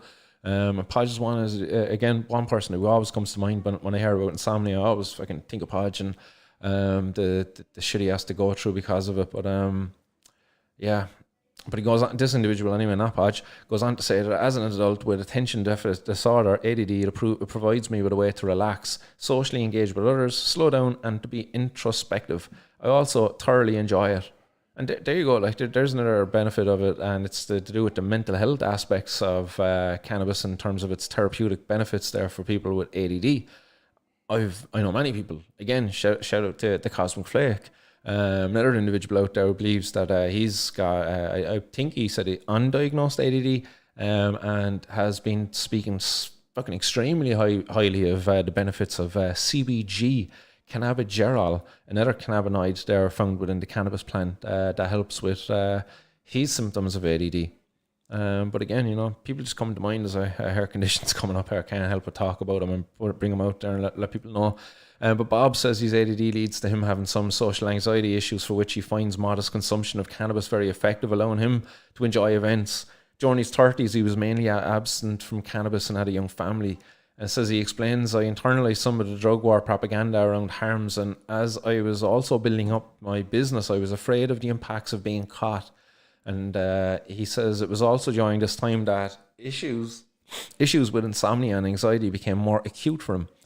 I was for a while prescribed sleep drugs for insomnia and SSRIs. SSRIs are freaking crazy things. Like, they really do mess around with the body, you know. So they benefit some people. For other people, they can have fucking nasty consequences. To assist with anxiety and depression, he says, I engaged in cognitive behavioral therapy, and recognizing that my cannabis use was a positive part of my life, I took it up again. And it says Bob also found it very helpful at the point to be able to access information from the US, where he said the medical market was already well established and the conversation had moved beyond the idea that drugs are bad. He believes that in the past it was harder for cannabis to be detected when being smoked in social settings because of cigarettes, but he says the smoking ban made it difficult to cloak cannabis use in social settings. Yeah, I don't know. Is it? Yeah, maybe. I think it's because people are smoking cannabis now instead of hash. I'd imagine that's what's really changed. There's a lot more cannabis being smoked now, and it's a lot harder to hide cannabis in the smoking room than it is to hide hash. It's definitely spark up hash in a smoking room and maybe get away with it. Depends, I suppose, what hash you got. You might have some of that good bubble hash. But anyway, Bob goes on to say that these days I use a dry herb vaporizer when out and I wish to be discreet. I've been using it on and off since 1987. He says most of my close friends know, and quite a few of them use cannabis whilst also being productive and happy members of society. But he says he does not tell people that that are not close friends about his cannabis use out of fear of being detected or of being blackmailed about his usage. And there are a huge number of professional people who use cannabis but keep it very quiet about it due to the risk to one's career, family life, from the intrusion of Gardaí into a personal matter. And that's it, you know, it's just personal fucking matter. The Gardaí have no business there, because it is an intrusion. It's an intrusion of our fucking privacy. And that there is the fundamental right. Like, you know, we have a right to privacy, and the Gardaí should have no right to be peering into our lives and the decisions that we make that affect nobody but us. Like, if I want to get a tattoo, there should be no business of the fucking guards. Like, imagine if we made tattoos legal because, you know, fucking they disagreed with them. It was morally wrong. You shouldn't be destroying your body. Your body's a temple. Fucking lunatics. So he goes on to say, polling in recent years indicates that the majority of people support reform. And they do. Majority of people do support policy reform in terms of cannabis reform in Ireland. 100% people do. Majority of people do as well. You know, all of the polls that have been done lately, it's like 60-70% of people in favour of change. And then the remaining people might be 10 to 20% of them being like unsure. The no is always tiny. Bob goes on to say that the government are now significantly adrift from the public opinion in this matter, ignoring the ample evidence in favour of policy reform that is now coming in from countries that embrace policy change with clear positive benefits to both individuals and society. And like, well, why are we ignoring this? Why is fucking Frank the fucking tank, you know, whatever he wants to be called? I don't know. Yeah, a better name from Frankie No Fun. There we go. That's a much better name for Frank Fian. Frankie No Fun. I don't know who coined that. That was somebody over on Facebook. Shout out to whoever that was. But Frankie No Fun, like, why is he ignoring this and not engaging in conversations around this about the benefits that are being seen? Why are they solely focused on the negatives that are seen? Because if you look anywhere, you'll always find negatives. You know, again, as I say, you look at cheeseburgers. You know, cheeseburgers are great. Many people enjoy cheeseburgers, and they get on quite well in life, and they never cause them any problems. There's other people out there, they got a problem. They're just going to go hard on the cheeseburgers. And you know, should the government have a right to be able to kind of limit your right to be able to buy cheeseburgers? You know, they shouldn't. They fucking shouldn't. And they shouldn't have a right to be able to deny you be able to get access to cannabis either. But anyway, says Bob has researched the global approach to cannabis use and says many countries are moving on with reform, and Canada has been nationally legal since 2018, and US 19 states and Washington DC are now legal, and adult use legal in 37 states have a functional medical cannabis system. Yeah, goes on then. It talks about another patient down here as well, I believe. Or is it just all Bob? It's quite a lengthy article, guys. If you want to read it, by all means, go do read it. But I'm just aware that I'm after reading a load of the articles already, and we're like an hour and a half into the stream, and we still haven't even got off of the series from Anne Murphy. We still haven't even completed them. But they're great articles. They really are great. You definitely have to get over and check them out and give them a share and all of that stuff, because it's great to see them up there. I'm just going to go back to a couple of them there, because there's another one here. I'm just going to deal with the headlines for now. Cannabis report, the case for legalisation must take into account its potential harms. And this is the one here from a senior Garda, a warning about edibles to medics, highlighting addiction impaired cognitive function amidst surging potency. Marijuana may not be as benign as it seems. But again, the thing here is the surging potency is happening under the model of prohibition. And the real problem really that they're talking here about but not really talking about is the prevalence of synthetic cannabinoids now within the products that are out there.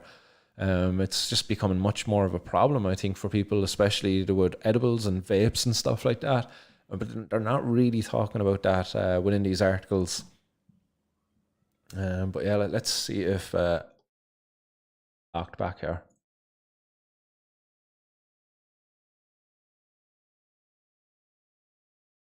I'm just going to pull up a quote from that article.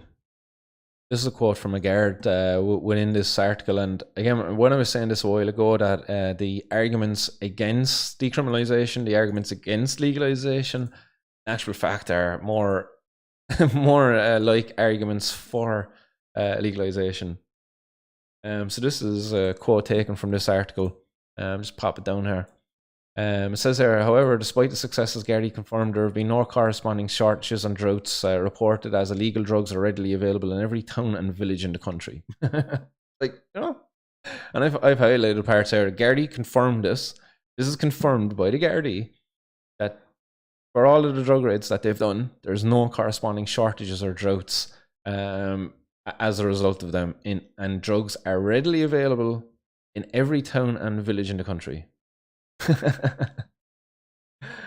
Man, prohibition has failed. There's the evidence for that. Like, and we've got this mad article that's out there. Where is he? The Kinnins of the boys. We have to go through this.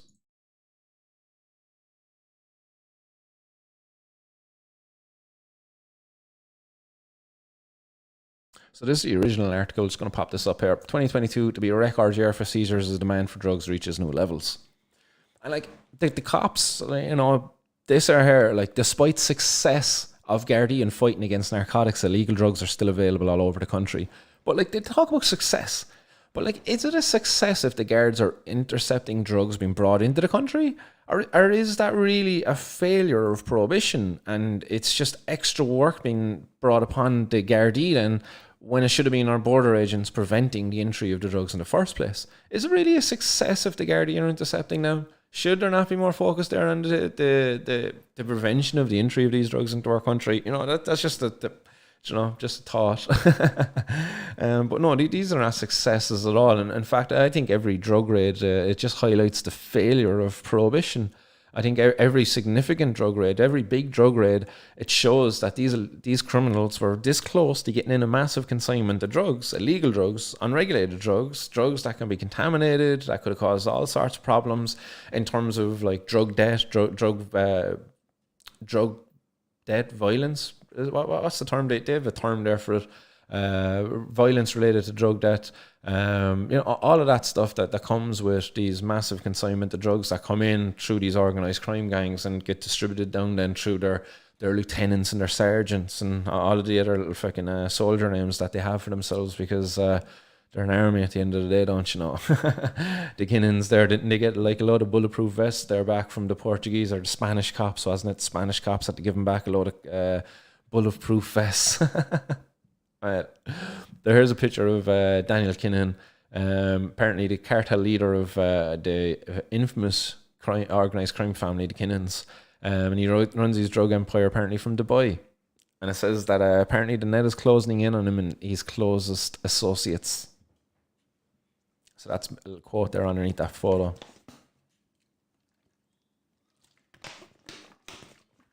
Wow.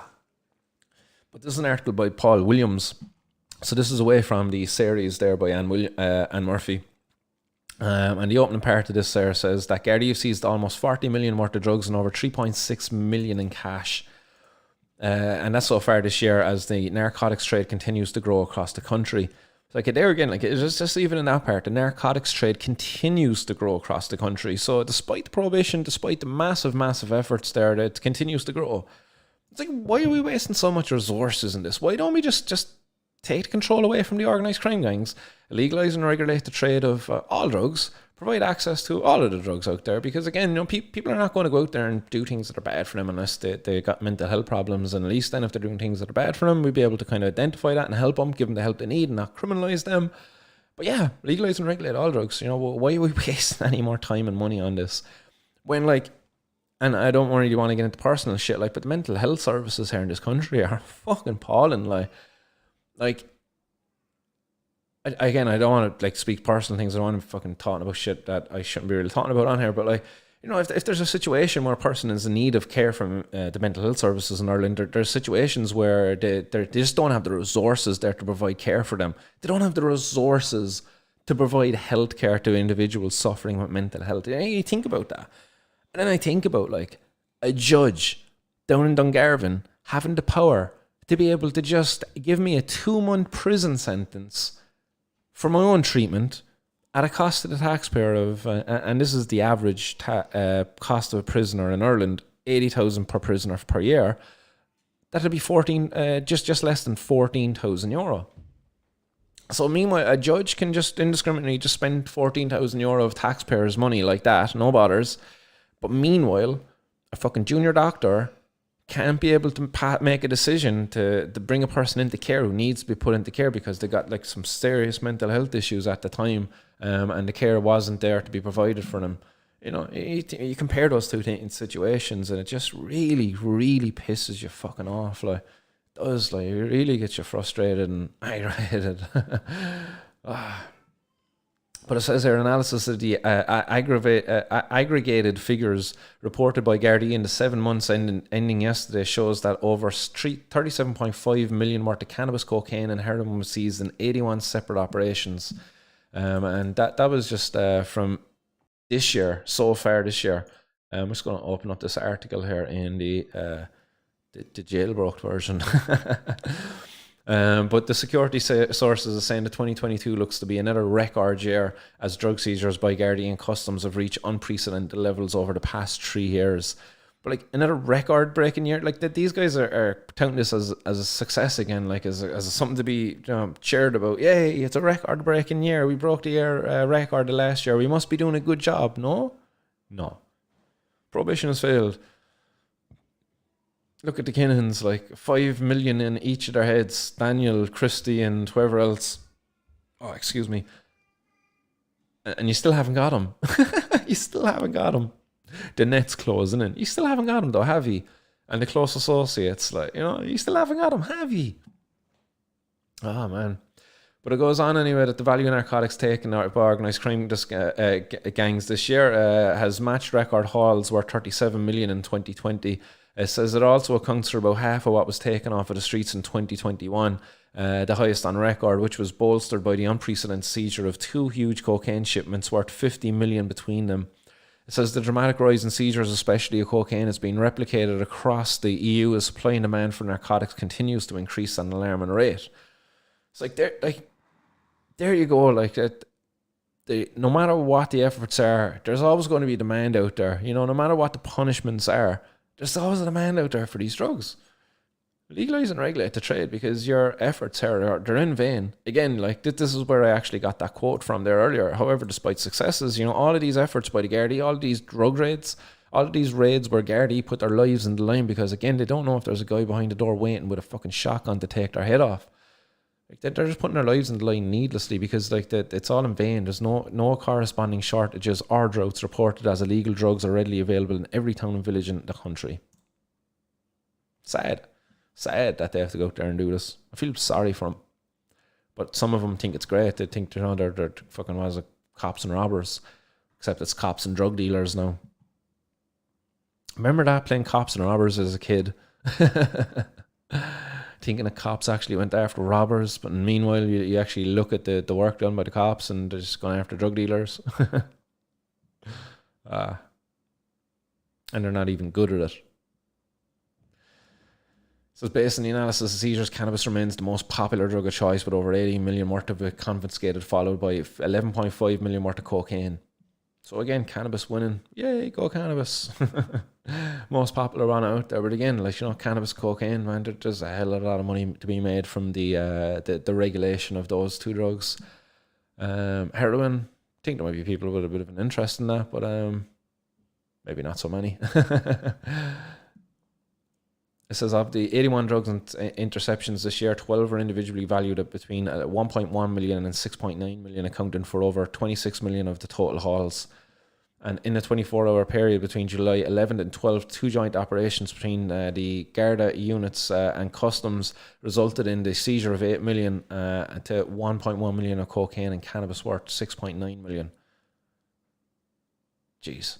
Several loads of drugs, including heroin, cannabis, and cocaine, were also seized, indicating gangs are pooling their resources to supply different markets at the same time. Although it's impossible to quantify the true value of the underworld and industry, the international assumption is that between 5% and 10% of narcotics are intercepted, which is generally viewed as overly optimistic. Again, generally viewed, like, you know, there's a lot of people think that these are very optimistic figures, that it's probably more closer to 0.5% and 1%. You know, and we'll talk about those figures there in a little bit as well when we go back to cannabis. But it says the growing demand for cocaine across the EU has been more than doubled in recent years and is estimated to be worth more than 13 billion euro. Like, man, of course the organised crime gangs are going to be out looking for a slice of that pie. Why wouldn't they? And on a per capita basis, Ireland is now ranked as the third highest consumer of the drug in Europe. The potency of the drug has also increased, with the average deal containing 75% pure cocaine compared to about 40% 4 years ago. And Europol's Serious Organised Crime Threat Assessment Review recently said unprecedented quantities of cocaine are being trafficked into Europe. It says the 4-yearly review of EU crime trends revealed that as a result of organised crime, it poses a greater threat to member states than at any time in the past, with gang-related violence continuing to increase. As demand intensifies, the South American cartels directly supplying the likes of the Kinnan cartels are supplying record quantities of cocaine, and they've innovated elaborate methods of getting it to market, even using purpose-built submarines to transport it across the Atlantic to West Africa coast from where it is transported into Europe along well-established supply lines.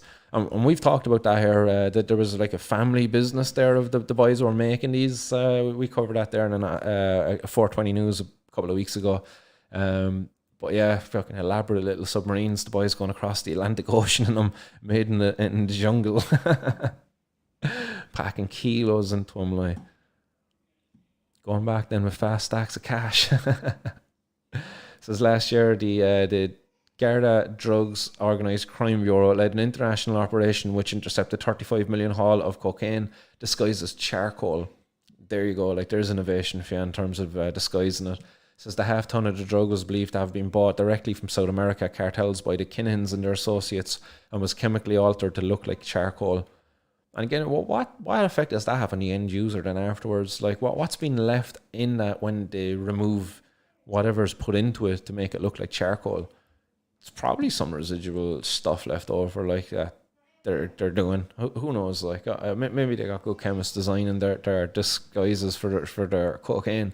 But you have to imagine like that there's potential there for harm as a result of the concealment.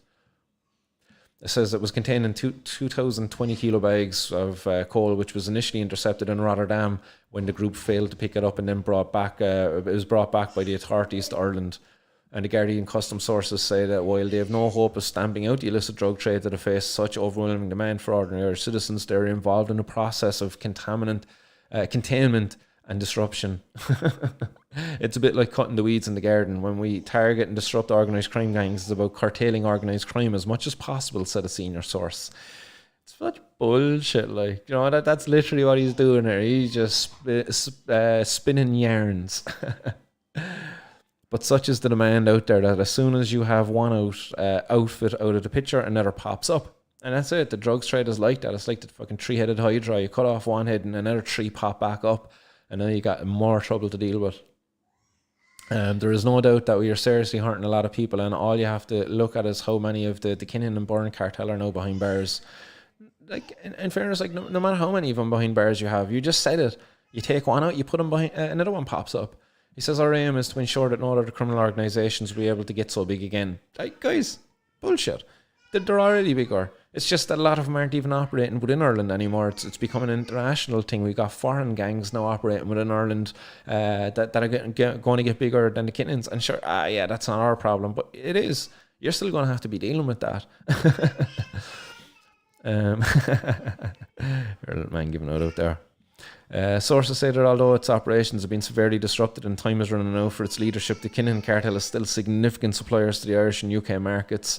And that's because of the policymakers. The policymakers continue to leave the market in the control of the Kinnans and the other organised crime gangs.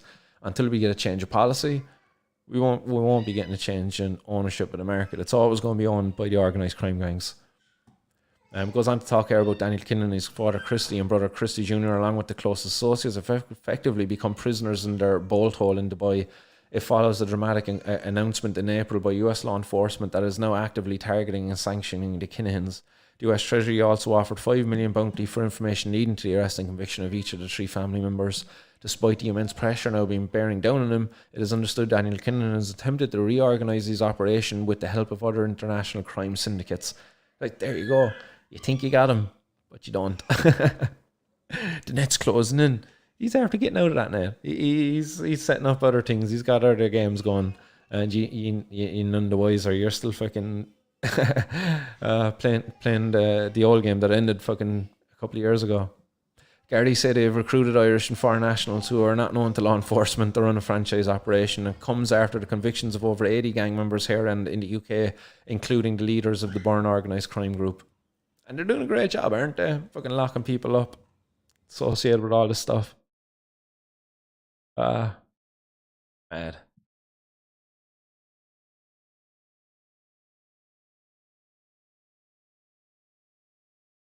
Jessica Deegan saying here, no matter what I tried to explain, they just told me I had a drug problem. They taught me to take my D10s. Stop. Jessica's, man, I never wanted a good burger. Jessica's also saying, personally, I was sectioned in 2017, and because I had cannabis in my system, it was automatically a drug-induced psychosis. Sorry to hear that, Jessica. And that's what they were saying, and no matter what you tried to explain, they just told me I had a drug problem and told me to take my D10s. I've heard situations like that before. I've known people to go through situations like that before, and it's heartbreaking to hear. It really is. Shout out to everybody in Hotbox. Podge says, I'm looking forward to this year's picking fun up in the mountains. Nice. Good there, Podge. Mini subs looked mad, little things.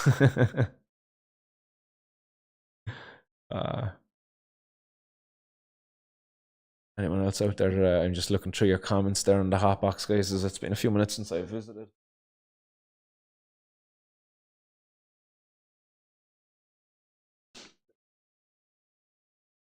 Sweet, nobody's atting me anyway. Quick glance.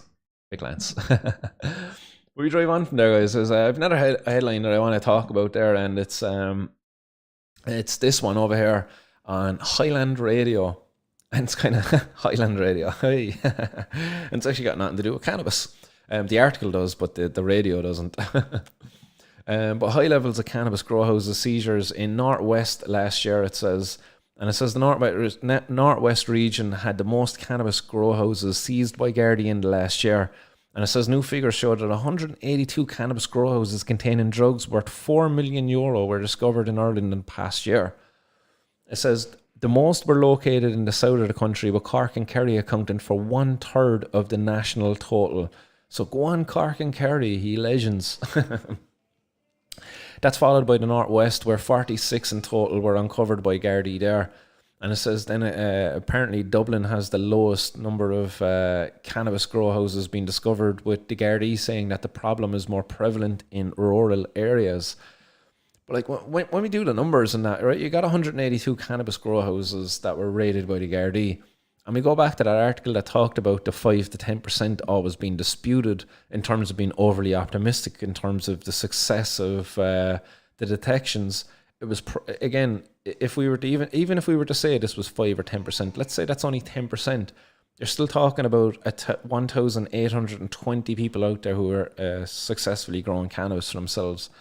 But to be very honest, that the number is probably more closer to 1% to 0.1%. Like, I would imagine that there's probably about 18,000 to 180,000 people out there currently growing cannabis right now for their own use in Ireland. Like 18,000, like I would definitely say that that's not an overly optimistic number of people out there growing cannabis in their home. And I'm talking about people who might be only growing one plant, they might be growing 2 plants, they might be growing 12 plants. You know, but I reckon there's about 18,000 plus people anyway. And I would say I'd put the ceiling at 180,000. I don't think there'll be more than 180,000 growing cannabis in Ireland at the moment.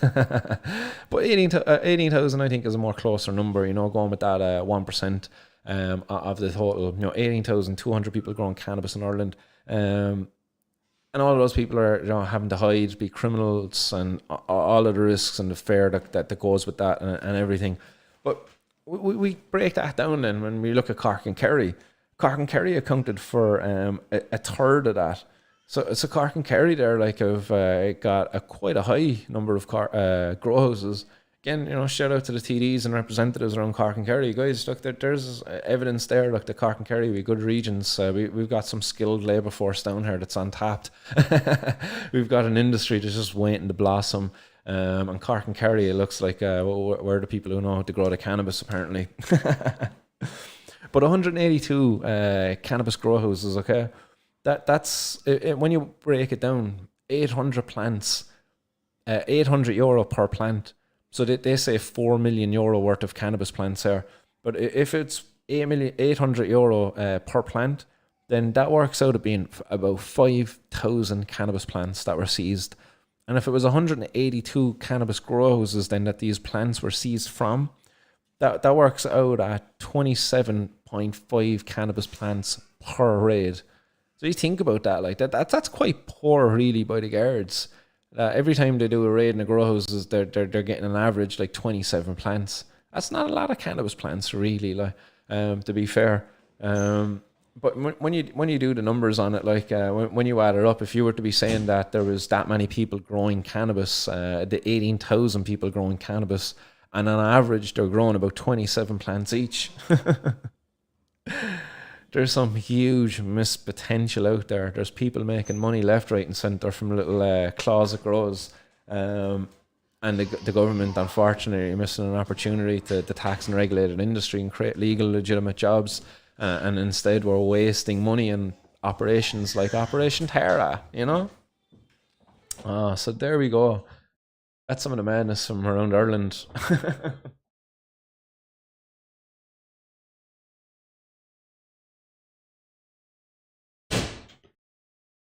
Bang. Constant Gardener, what's happening? Says tuning in late, but I'm here now. Hope everyone's doing bless up. And Dai Golan says Healy Ray will get the first 10 grow licenses in Kerry. Get that Healy Ray cannabis. Wonder where the boys grow a good bud.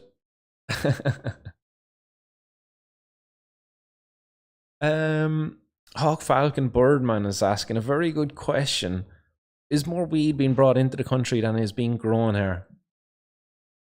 I don't know that. I don't know. What do people think? Let's create a poll over on YouTube. Okay.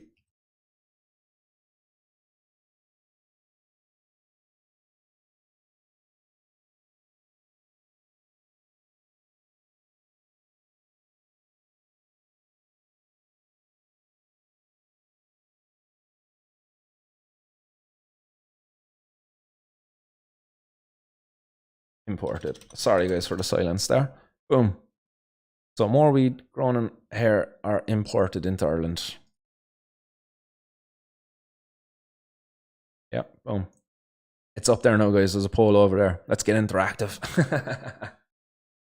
What do people think though? Like, is there more weed grown in Ireland than is imported in? My vote is on imported. I would say anyway. I think yeah, there's 100% already on imported. There, somebody's already got a vote in. Go on, guys, get your votes in there anyway. I'm definitely saying that there's more imported than grown here, but there's still a lot grown here. To be fair, like, you know, I'd be curious to see what you all think out there as well in the audience. But yeah, Hawk Falcon Birdman, my money is on imported anyway. But I do think there's a lot of cannabis being grown here. I worked in a grow shop. Yeah, we 2022, 10 years ago. I worked in a grow shop, and the amount of growers, I was blown away by it. I thought it was going to be a quiet job. Didn't think there was going to be many people coming in. Busy every day. Fucking people growing all over the place. Like, it was crazy. And we weren't the only grow shop in town. Nice, Podge says there's a wild girl outside and she's over 6 foot tall. Don't keep her waiting now, Podge. Treat her nice, yeah? Winer and diner. You're a tall man yourself. Jokes, I know she's a ganja lady. Yeah, I think Hawk Falcon Birdman, you've just got a good connection, and a lot of the stuff that you consume is probably grown here.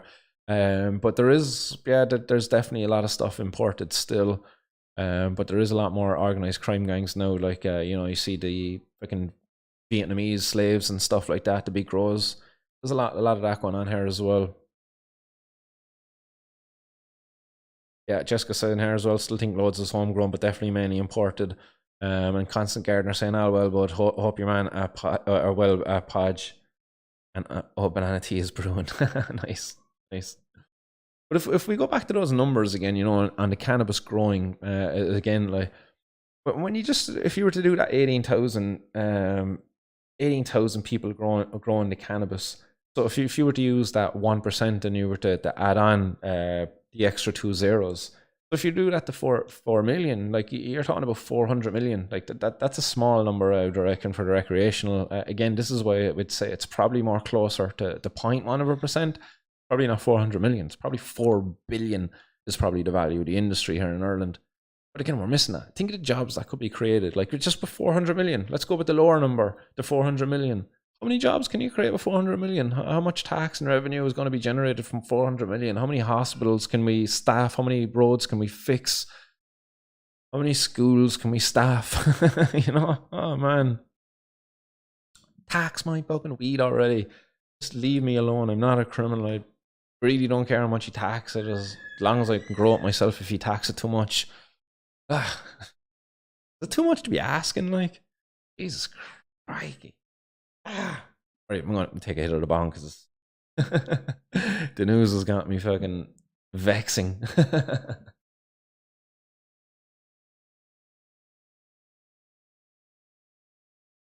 What have we got left here on the 420 news?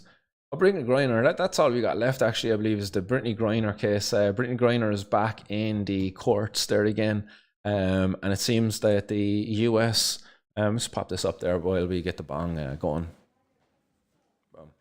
But Brittany Griner's back in court, says here, in Russian court amid hopes of a prisoner swap. That's the headline. But it seems, unfortunately, for Brittany Griner that it's not going to happen until the case is brought to an end. And it seems like the judges are, at least the politicians in the US, believe that the judges are going to try to make that process take as long as possible, just in order to try to get the most out of it and maybe get more opportunities there to kind of negotiate around the deals and stuff. But they're looking to get the release of this individual, Victor Bout, dubbed, what was he called? Fucking the Merchant of Debt. Apparently the movies by Nicolas Cage are based around this guy in some way, anyway, shape or form.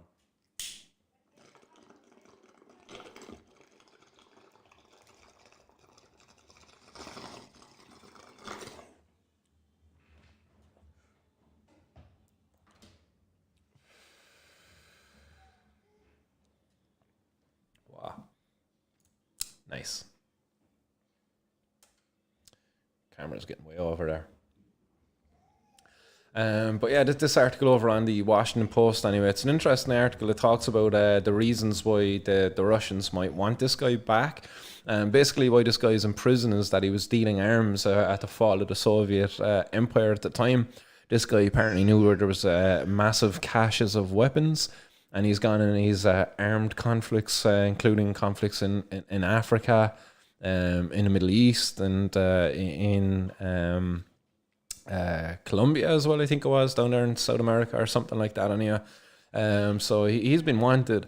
How they got him in the end is they got this guy to meet up with an undercover agent who was posing as FARC.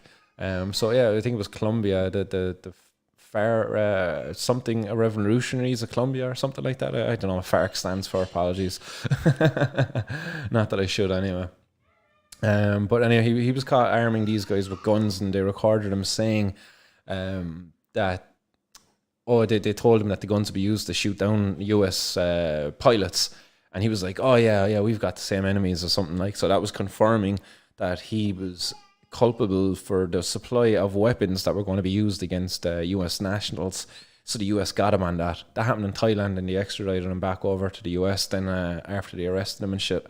So they're looking to trade him now for Brittany Griner and another individual as well. Who's the other individual that they're looking to release in the case? He's accused of being a spy. So they're looking to get this guy out as well.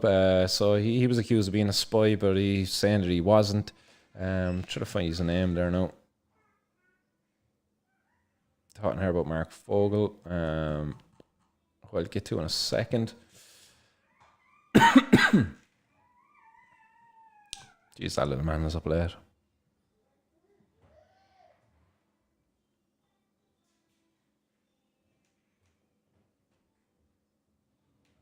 No, not finding your man's name here now. Feck.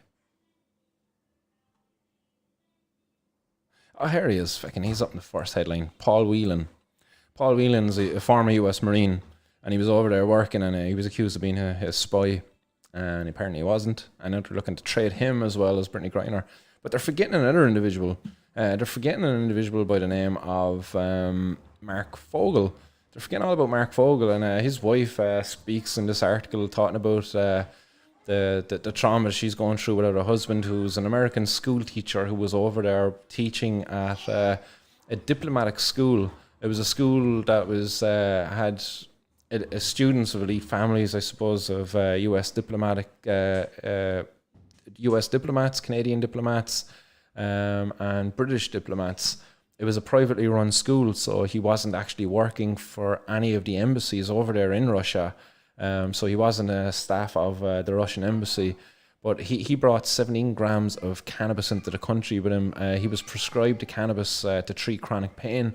And he thought he would get away with it. He didn't think there would be any problems. And he was kind of saying here within the article that he thought it would have been just a case of they would take the cannabis off him, give him a fine, maybe deport him. He never thought he would be getting 14 years off of a judge to in prison for 17 grams of cannabis.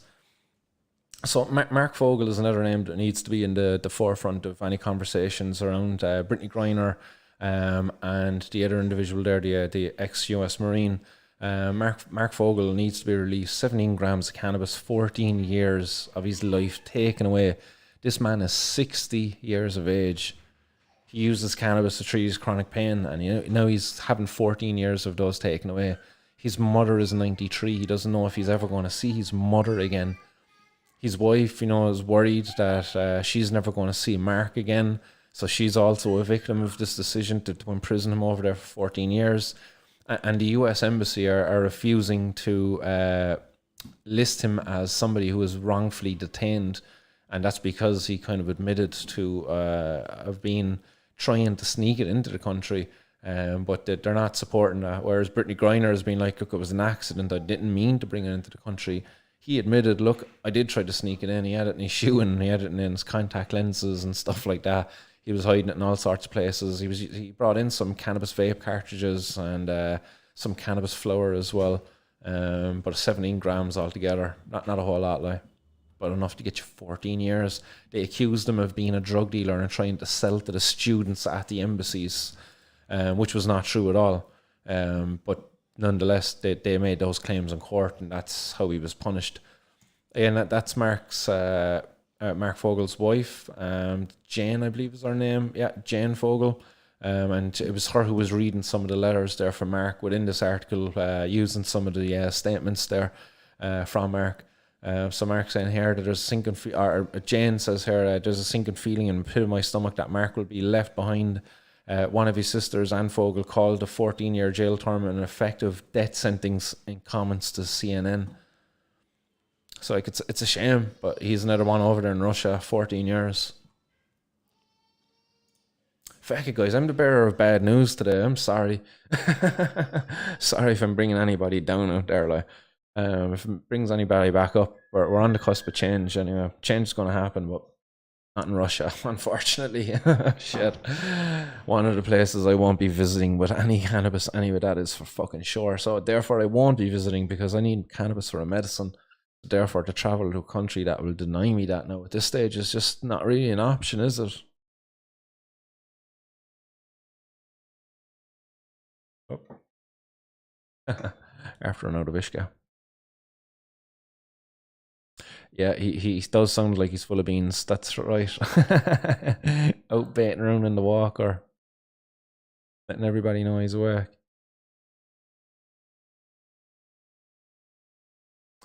Falcon Hawkman Sarah saying scary shit unreal.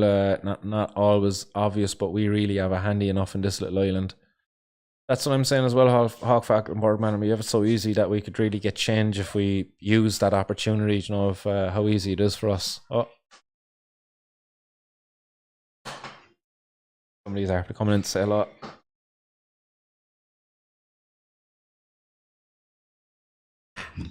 Oh, it's gonna be wrecked.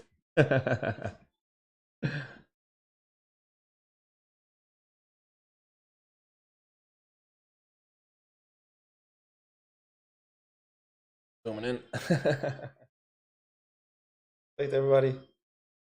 Why are you awake so late? Oh, he was on. You want to come down and be star of the show? Yeah. But we send you back out.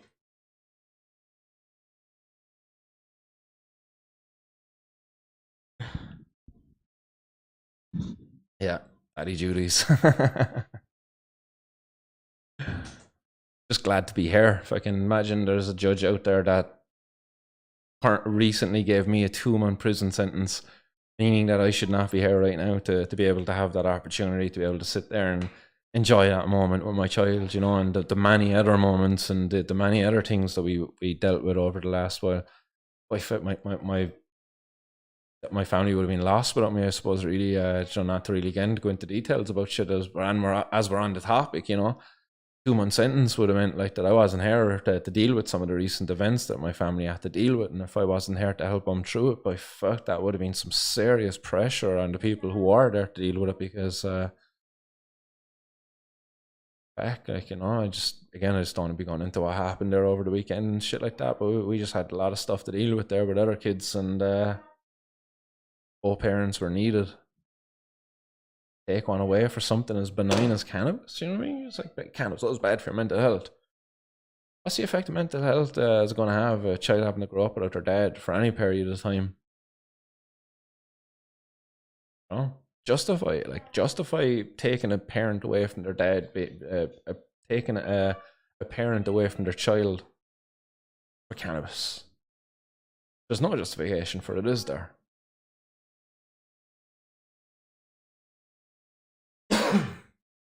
Constant Gardner says here, I have to say that picture you used for the show is class, smart, and fair play. Yeah, that was an old picture there. I'll see if I can pop it up on screen. People have probably already seen it.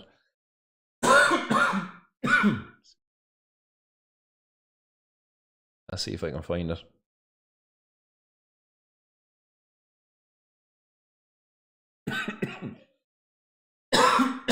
Oh. No, I don't know. We're in after a store not falling out. It was somewhere.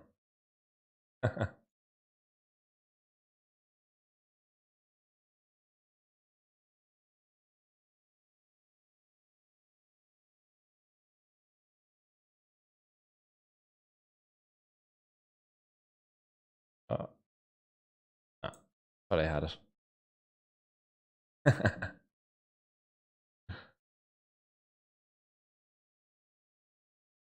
Yeah, Jan Finnegan says, "Oh, the boss." No sign of that image. I can't find it there for you guys. Sorry, my bad. But yeah. Remember Mark Fogel anyway. And if Martin Conlon ever ends up in prison, remember him too. Don't forget about me, guys. Fly the flag. But yeah, that is the news. We don't have a whole lot of positive news there really at the moment. There is positive news out there. There's positive news that could have been covered from the US. There were some cannabis dispensaries approved licenses there in Illinois. That was great to see. There was some positive news around the place that I probably could have delved into, but I just thought that those articles there by Anne Murphy were quite good to cover. And also just to talk about those number of grow houses as well, it was worth covering. But fortunately, much like all of that cannabis that was destroyed there over in Canada, it's depressing stuff really when you have to look at it like. Yeah, can't spell mental health without me, so let me decide what benefits me.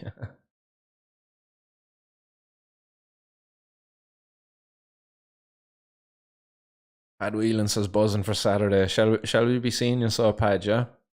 Sweet, good stuff. That's good to hear. Looking forward to it myself. Get one more bowl into me, and we will call it a night then, guys. As, we're just over 2 hours into the stream. Excellent stuff. I only intended to actually try to come on for an hour, but we got 2 hours in, and that's great. Probably get in trouble now later, though. Not to worry, it's worth it. I want. Never get in trouble. I'm a good boy. All right, Mr. Finnegan, if you're still out there.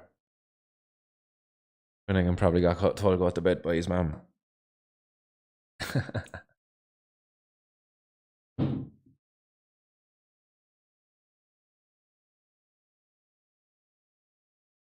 Oh, sweet.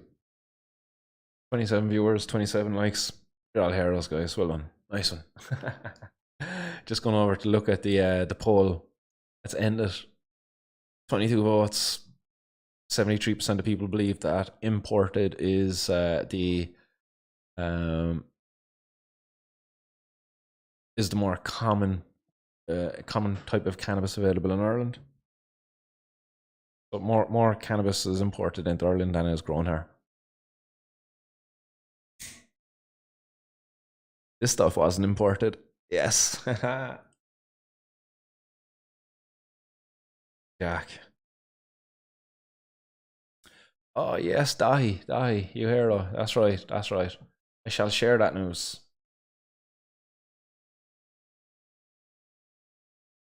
And we shall smoke a bowl to that news actually as well. I think there's a good one to smoke a bowl to. Fair play to him. Nice to see. There we go. Pop this up there now. So yes, there, boom. Little Collins. May you have all the luck and success that you need in the business to keep it thriving above in Dublin. So Little Collins here with the keys to their new store above there in Dublin. So best of luck with that, man. And I hope everything goes good and that yeah, you know, you have a nice successful business above there. So we'll smoke a bowl to that one.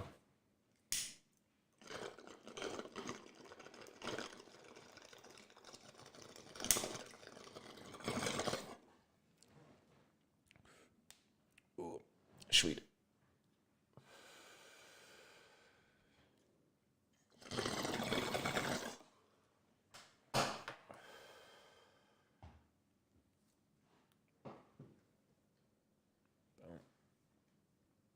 But yeah, Little Colin saying in here, every story should have a strong 3-act structure.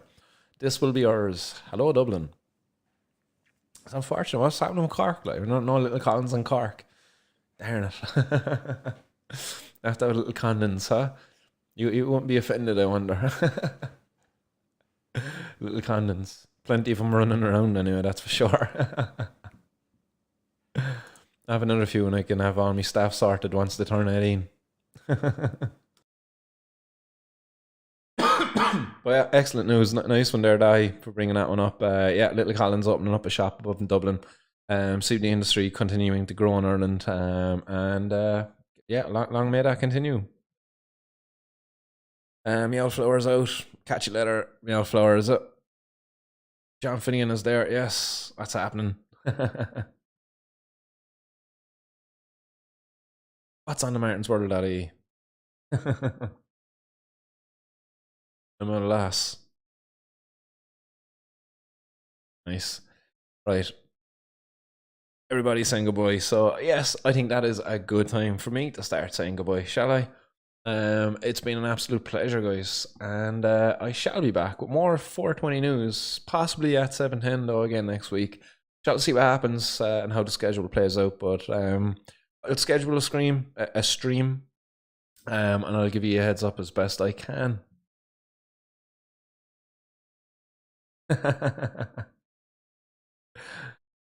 John Finian saying here, yes, you're not the Messiah, you're a very naughty boy.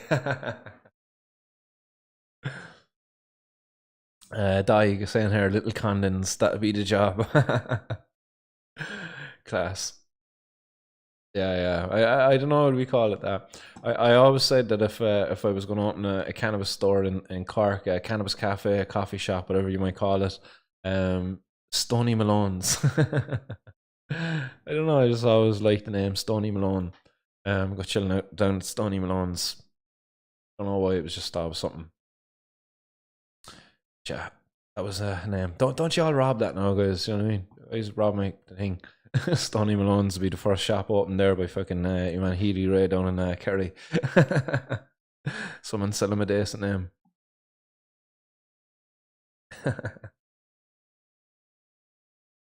Right, Rashers, enjoy your weekend, man. Ballista, nice one for tuning in. Neil Flower, Podge, John Finnegan, anybody else out there, Hawk Falcon, Birdman, Pad Whelan, guys, you're all legends for tuning in and sticking with us for so long. Jessica Deegan, Constant Gardner, Ace, AOC 420. What's happening? Anybody else out there I might have missed earlier on? I think that's pretty much almost everybody. But yeah, that's all the good boys. Right, I'm going to sign off. I'm going to shut it down. And I will see you all back here next Wednesday. Bye-bye. Peace. And I'll see you on Saturday, guys. Don't forget Saturday.